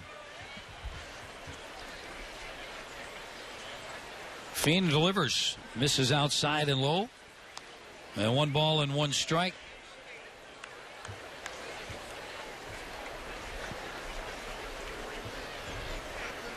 A lot of jerseys being worn today. I see a Puckett jersey down there. We were looking at him earlier.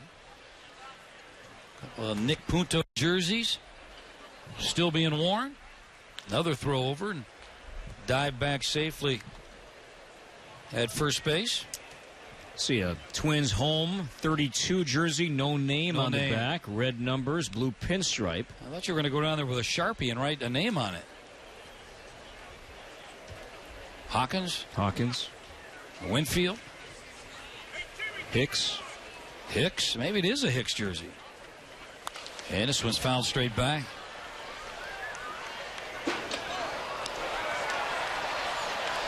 Well, our good buddy John Steeves had an opportunity for a foul ball there and came up empty.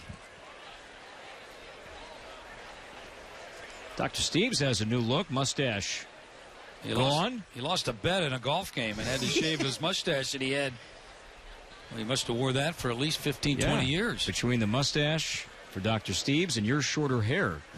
I didn't lose a bet. Pitch high and tight, arches the back, and now evens it up. 2 balls and 2 strikes. What's been amazing, being inside the clubhouse, there's been as much discussion about your hair and your new hairstyle. Okay. Then personnel, then Torrey's back. It just seems the players just love to discuss the look that you're sporting this year. I think it looks great. Missed outside, and now runs the count full 3-2. Runner will be off and running. Yeah, but the long flow is gone, and got a shorter cut. It looks great. I got to be honest with you, Corey. I was down around the batting cage, and a couple players didn't recognize me right away. And I had to say, hey, what, you upset at me? And he goes, Danny. No. Runner runs, and the pitch hit down to right field. Here comes Kepler on, dives, and comes up with it. Nice catch by the Twins right fielder, Max Kepler, just brought into the ballgame. So a nice defensive play by the young right fielder for the Minnesota Twins. Baltimore gets 1 hit, leaves 1. 5.5 complete. Twins up 2-1. You're listening to Twins Baseball.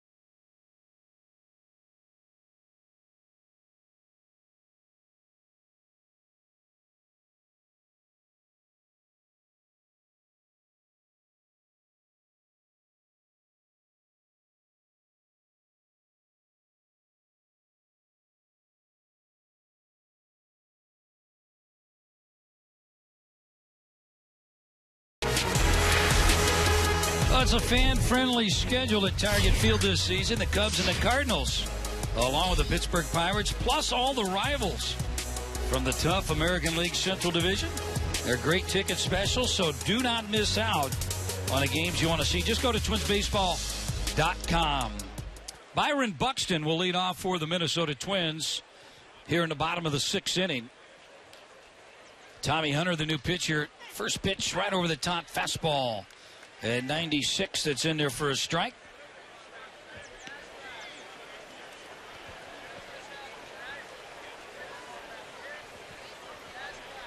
And right back, missed outside, and now 1 ball, 1 strike.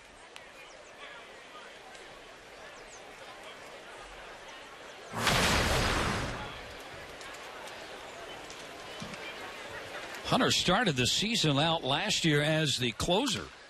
A ground ball fielded nicely by the new third baseman. Short hop, and boy, just gets Buxton hustling down the line. So Buxton out number 1. And Tommy Hunter didn't work out as the closer. And then they had to shift to left-hander Zach Britton, and Britton ended up with 37 saves for Baltimore last year. But Hunter, hard thrower. As Chris Herman takes it outside, ball 1. Hunter did have 11 saves last year, but they felt working out of the bullpen, kind of a setup guy, a lot better. And just one missed outside, and now falling behind 2 balls, no strikes. Hunter looking in at home plate umpire Tim Timmons, thought he had a couple of strikes there. Got Hunter listed at 6'3", 248. And it comes right over the top, runs this one outside, and now 3 balls, no strikes. 2 runs, 4 hits for the Minnesota Twins here this afternoon. RBI double by Mauer in the bottom of the first inning. Twins led 1-0, and they added one on back-to-back 1-out doubles by Nunez and Escobar. And there's a 4-pitch walk. So Herman reaches.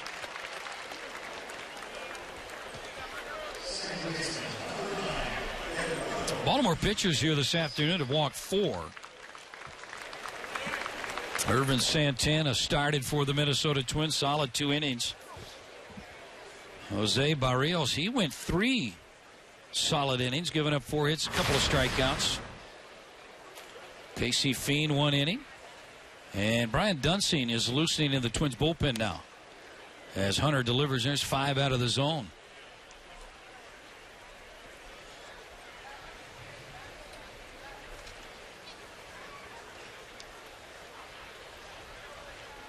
Gene Glenn coaching third base, giving some signs to Herman, who runs well.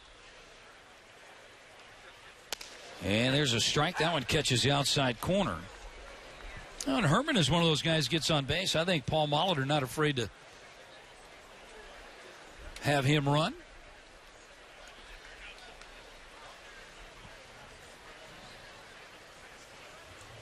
Good lead at first. And a tapper foul off the foot of Nunez.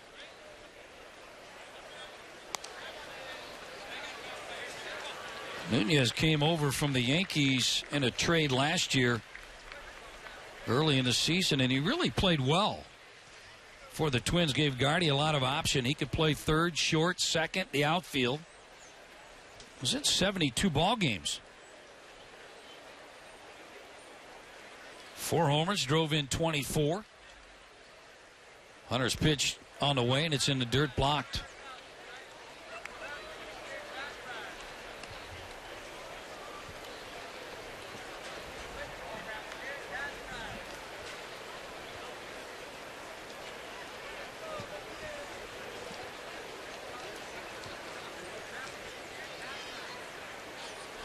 Tommy Hunter, the 4th pitcher for the Baltimore Orioles here this afternoon.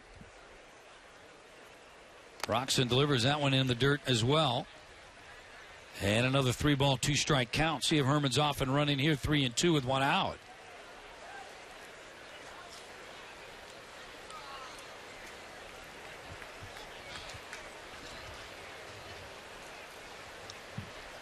Baltimore last year, 96 games they won. American League East. Pitch outside, and there's a walk to Nunez. So now 1st and 2nd, 1 out for Eduardo Escobar. And we are going to get a pinch runner. Meneses will come on and run for Nunez.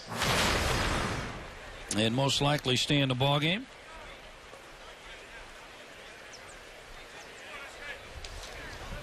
Escobar, big double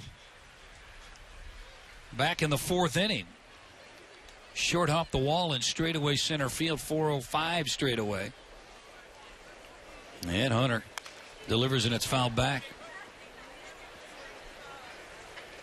Twins baseball is brought to you by the beaches of Fort Myers and Sanibel. Find your island, find warm white sand beaches, and find the moments that always end too soon but become memories forever. Just visit FortMyersSanibel.com.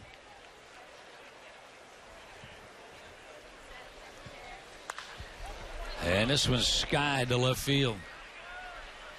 Left fielder waits for it and reaches up, puts that one away. We're going to pause 10 seconds. Allow our stations to identify themselves. You're listening to Twins Baseball.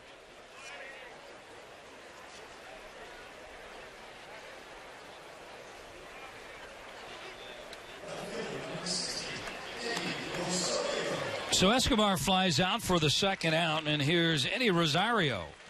His third at bat. Rosario getting the start in left field, struck out and popped up.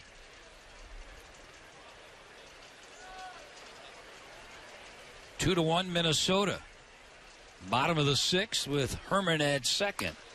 And Rosario, very aggressive, swings at that first pitch, pops it up foul. That was bright sunshine here this afternoon. Now a little bit of a overcast skies, but still good weather. TC the Bear down there doing what he does best, and that's take pictures with the fans. Here's Hunter's pitch. A little tapper to the second baseman. He's going to have to wait to Hunter to get to first. And Hunter, the pitcher, recovers and gets there and makes a nice play. Twin Strand 2, we have completed 6 here at CenturyLink Sports Complex. Corey Probus will be back, take you the rest of the way. 2-1 Twins. You're listening to Twins Baseball.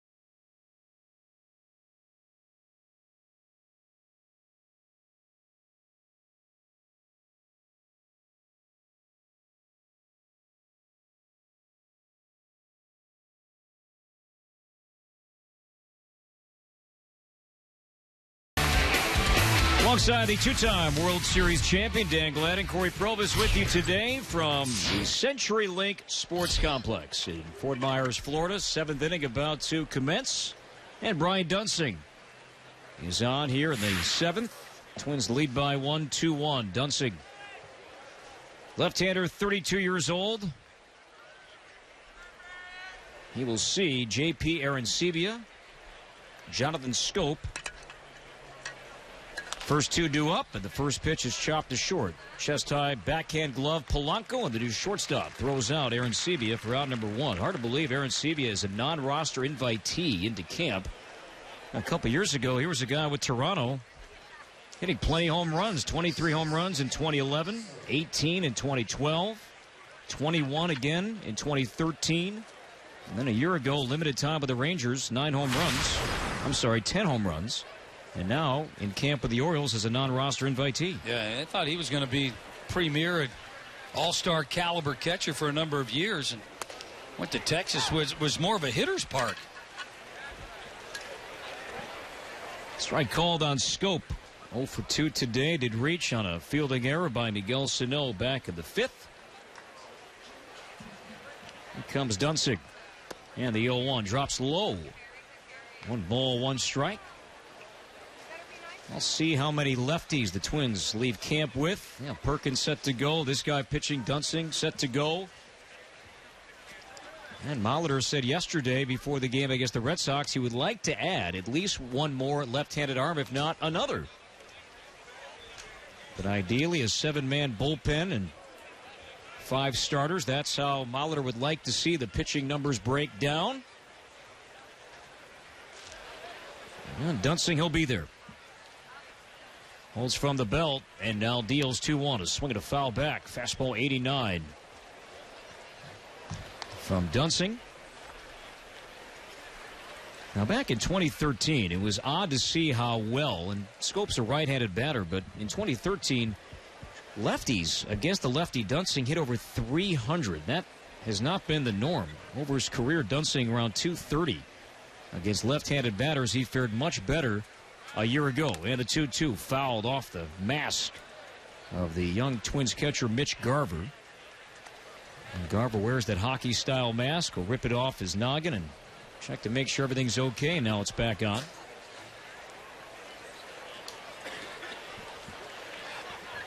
Garver last year at Cedar Rapids. Big offensive season. 2-2 on Scope. 2-1 Twins in the 7th. And the pitch, he got him. High fastball. And Scope chased it. He strikes out. 2 down.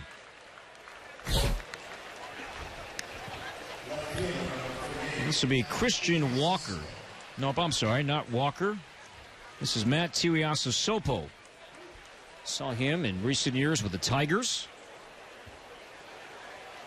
Former Seattle Mariner as well. First at bat for Tuiasosopo. Non-roster invitee here in camp. As Dunsing misses high for a ball and a curveball.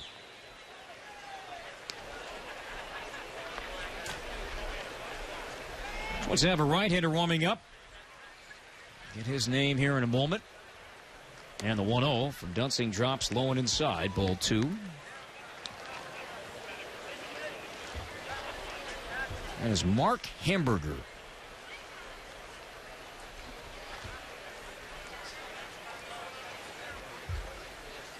And the 2-0, high ball 3. Christian Walker on deck. Mentioned Polanco in at short. Meneses, who came to the run for Nunez, takes over at second base. And Danny Ortiz is now in left. So all the starters are done. And the 3-0 line to third on a hop. Glove knee high by Martinez. Long throw, good throw to get him. That was a rocket. Martinez had the webbing aimed right at home plate. Gloved it cleanly knee high. On target across, and Dunsing works a 1-2-3-7. Time to stretch. In Fort Myers, Twins 2, Orioles 1. You're listening to Twins Baseball.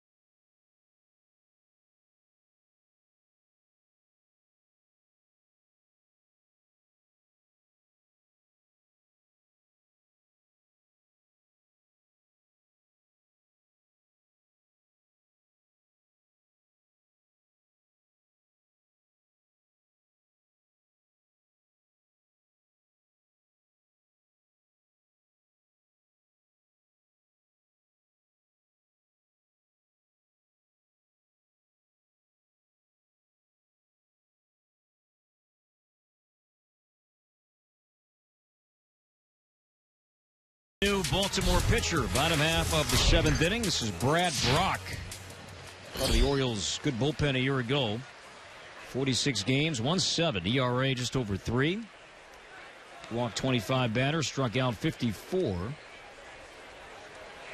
And 62 in the 3rd innings a year ago. Let's see if the Twins can add a run here. Leading 2-1. And Mitch Garver will lead things off with Jose Martinez on deck. And Twins catcher Garver here in camp. That's right-handed. And Brock with a fastball at 90 miles an hour is in for a strike called. It's 0-1.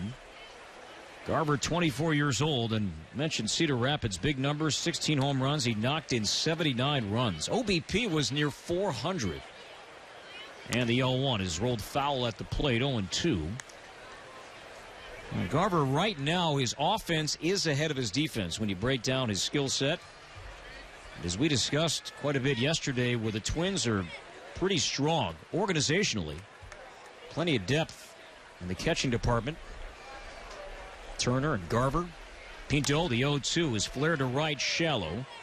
But Uridia is there, and the right fielder for the Orioles came in one step to make the catch for round number 1.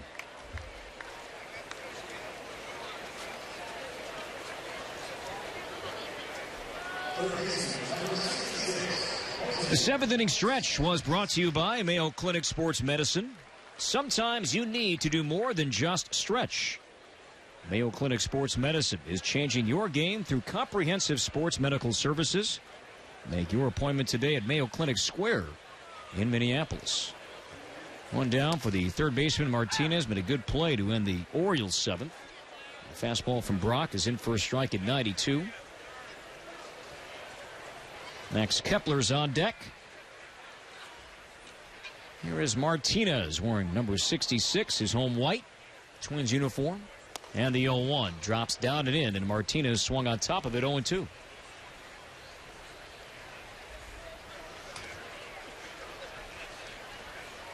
Danny and I are off the next couple of days. We will greet you next here on Wednesday. Simulcast. The Twins take on the Rays here in Fort Myers. And the 0-2 slider is low, ball 1. Tommy Malone will go that afternoon for the Twins. Rays have yet to name their starter, but next 2 days the Twins are on the road in Pittsburgh. I should say in Bradenton to take on the Pirates tomorrow. The 1-2 outside 2-2. And Ricky Nolasco will go against Garrett Cole. And on Tuesday, Kyle Gibson will start in Dunedin. As the Twins take on the Blue Jays, we'll miss out on seeing Jerry Howarth and won't hear those great stories. We'll have to hang on to those for a while. The 2-2 fastball painted outside corner. And Martinez takes it looking for a strike 3 call, 93. So 2 up, 2 down. Twins lead by a run. Bases empty for Max Kepler. We love Jerry's stories. Love Jerry. We love him. It's just that I wish he would put it in like Reader's Digest form. Because he's got a story that he can cut it down to maybe 2 or 3 minutes and not 3 innings. Kepler lines one to left center field to his right. Reaching up and making the catch is Alvarez to end the inning. Brad Brock with a 1-2-3 7th, 8th inning coming up. Looks like Mark Hamburger's coming in. Sure enough, that is the case. Twins lead 2-1. From Fort Myers, this is Twins Baseball.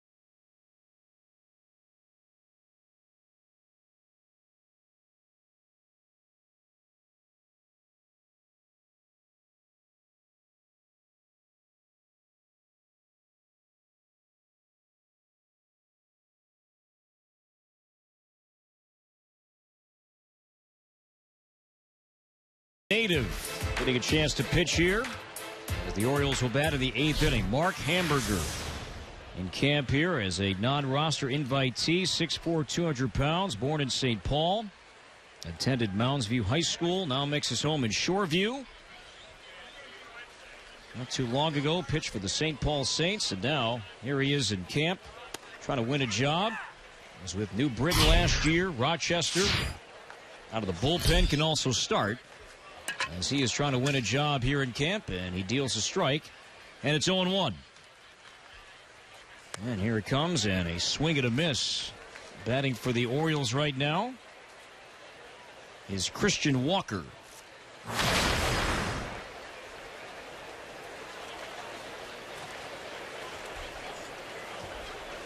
Hamburger off the first base side did not recognize Mark when he was warming in the bullpen, as he has a new look, and the 0-2 is high, ball one. We last saw Mark a couple of days back. He had the locks flowing, but he's gone all glad. He's tightened things up.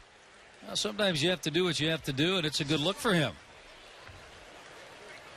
And the 1-2 is poked foul.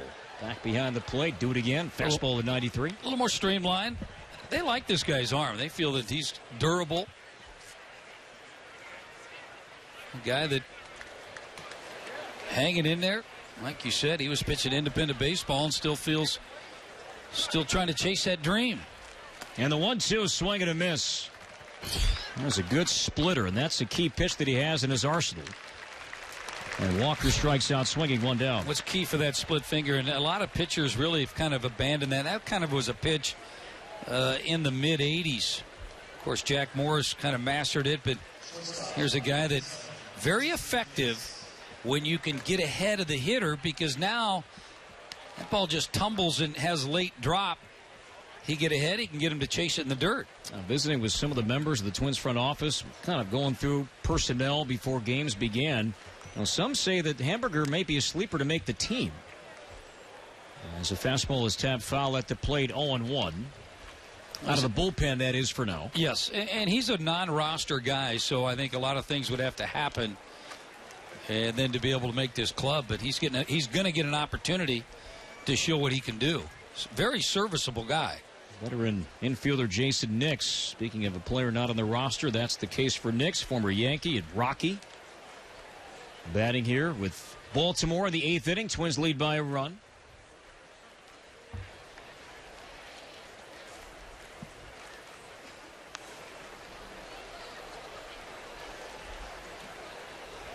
Neither team has scored since the 5th.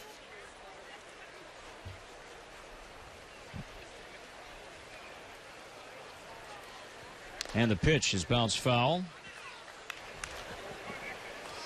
Twins got a single tally in the first on a Mauer RBI double.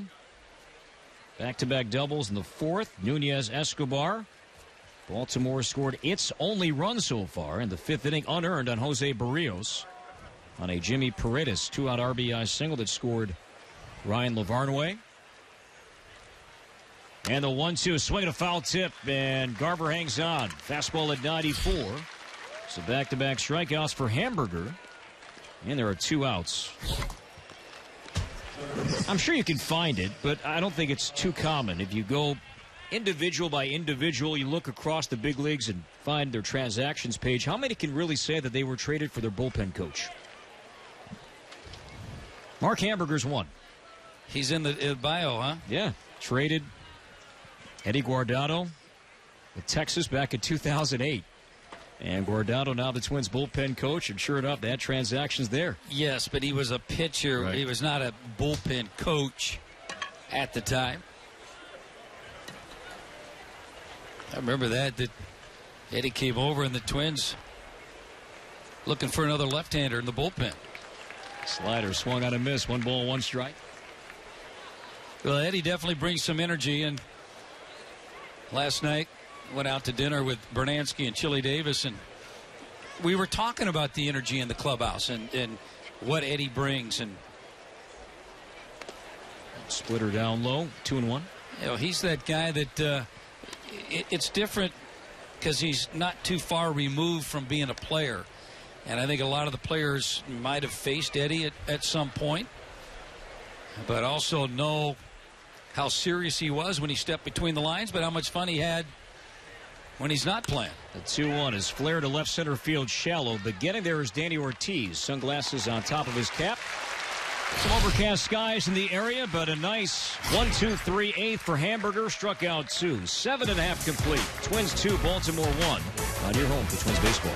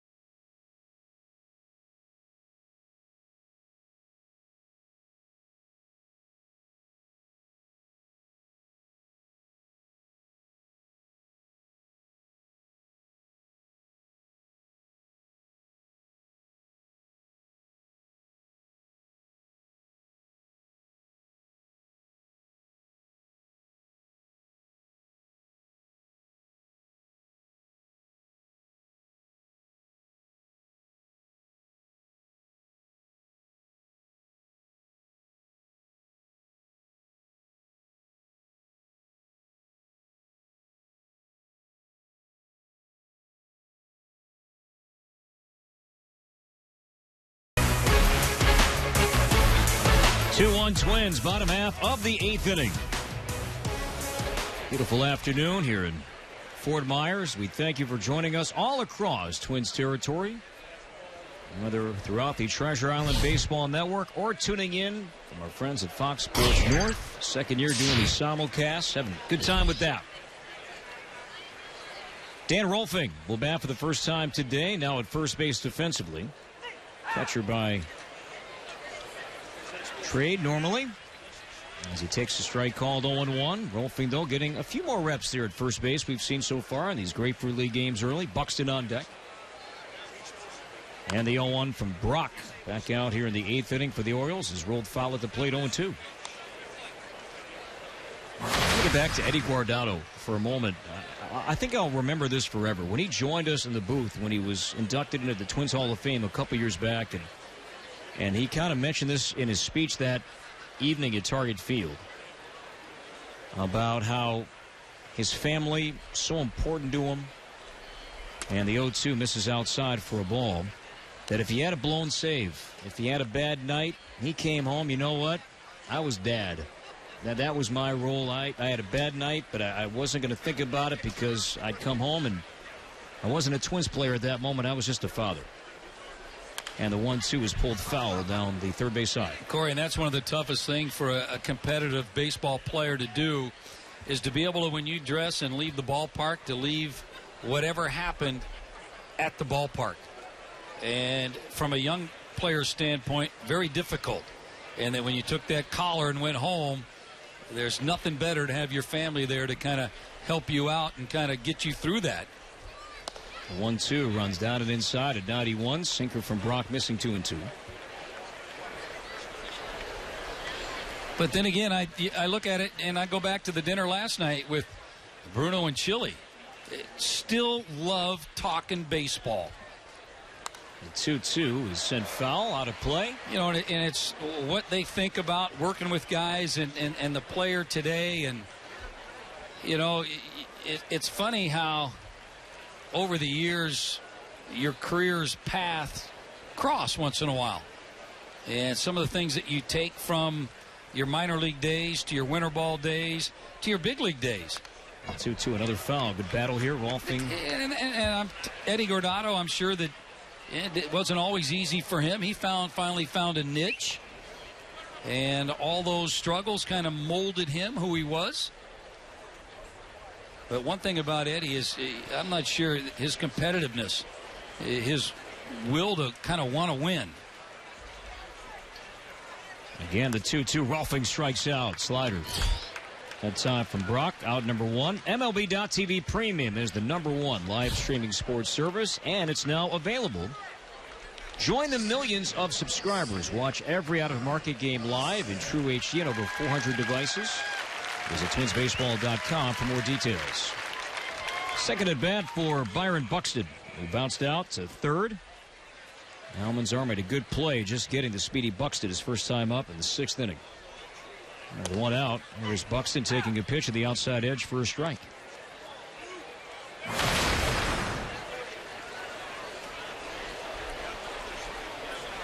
It's good to see Buxton healthy and back in uniform. And the 0-1's in the dirt. 1 ball, 1 strike. He's donning jersey number 70 here in camp. And yeah, he played in a handful of games and got to play in the fall league, but almost a lost year just from a health standpoint for the Twins' #1 prospect. And the 1-1 is low ball 2. Despite that just kind of speaks of his talent. An injury-plagued 2014 season, yet some that study prospects throughout the game, if they were going to tab their top prospects in 2015, there was Buxton once again up there, even though he barely played a year ago. The 2-1. Swing and a miss on a fastball 2-2.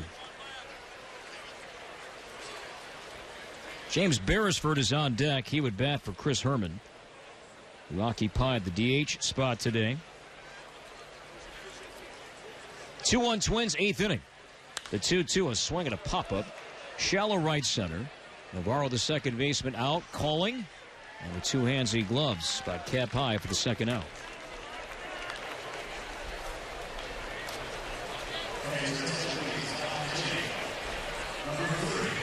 And that'll bring up Beresford.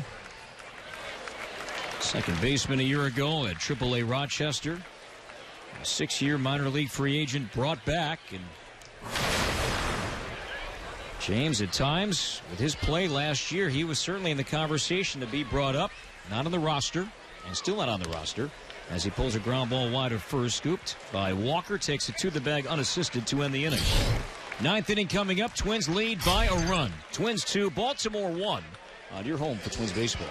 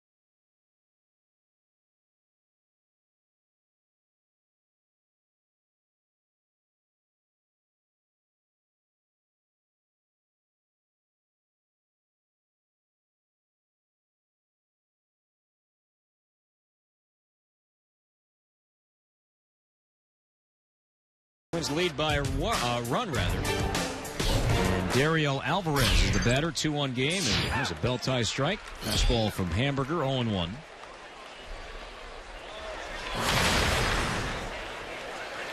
Twins got one in the first on a Mauer RBI double. Escobar in the fourth, RBI double. Baltimore's only run came in the fifth on a 2-out single from Jimmy Paredes that knocked in LaVarnway unearned run. Irvin Santana made his Twins debut today, 2 scoreless innings, a couple of hits. He struck out 3.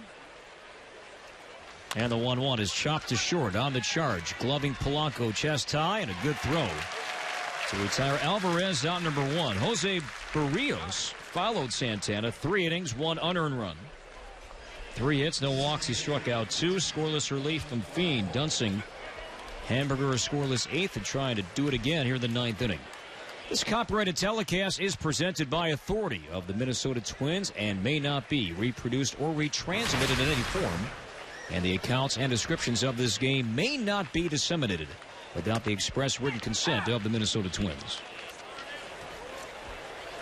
One down for Nolan Reimold.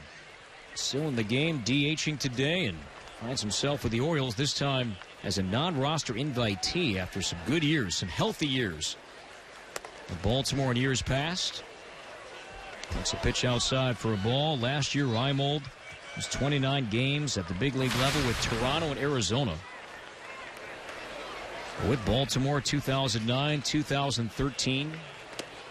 Breaking ball outside, ball 2. But he had serious neck surgery, fusing some discs together. Reimold says he's healthy, and he's healthy in a way he hasn't been in a few years.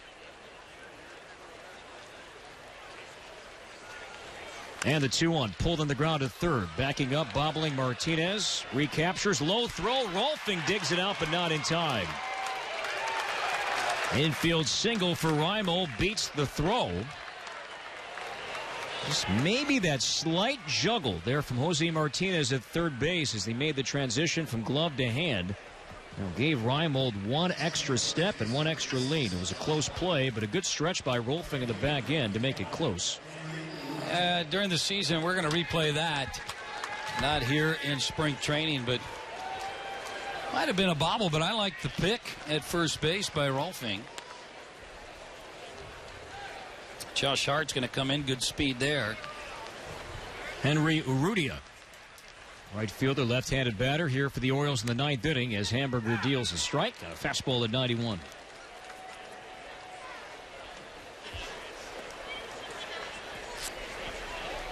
So Hart, the tying run, is at first base. And now as we dissect Hamburger's game and his potential, can he keep that base runner close?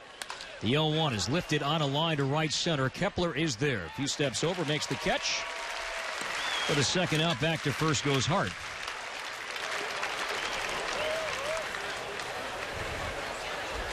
A year ago, that was a concern, and it played out that way all season long for the Twins' big league club. The opposing team's success with the running game, and that is something that the Twins' entire staff is going to try to fix in a big way here in 2015. So 2 down, it's 1 out away for Hamburger. Pick up a save and finish off the Orioles here, leading 2-1. Here's Aaron Sebia batting as Hamburger misses outside, ball 1. Again, we will greet you next on Wednesday, day game. Simulcast once again, radio TV, Twins and the Tampa Bay Rays.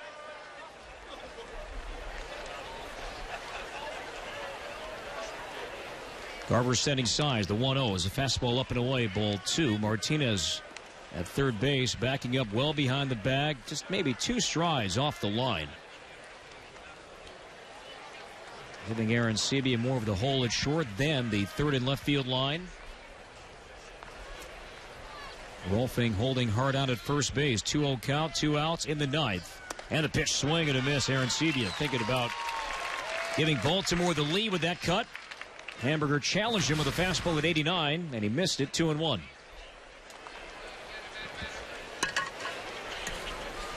Aaron Sebia bounced out to short, his only time up in the 7th.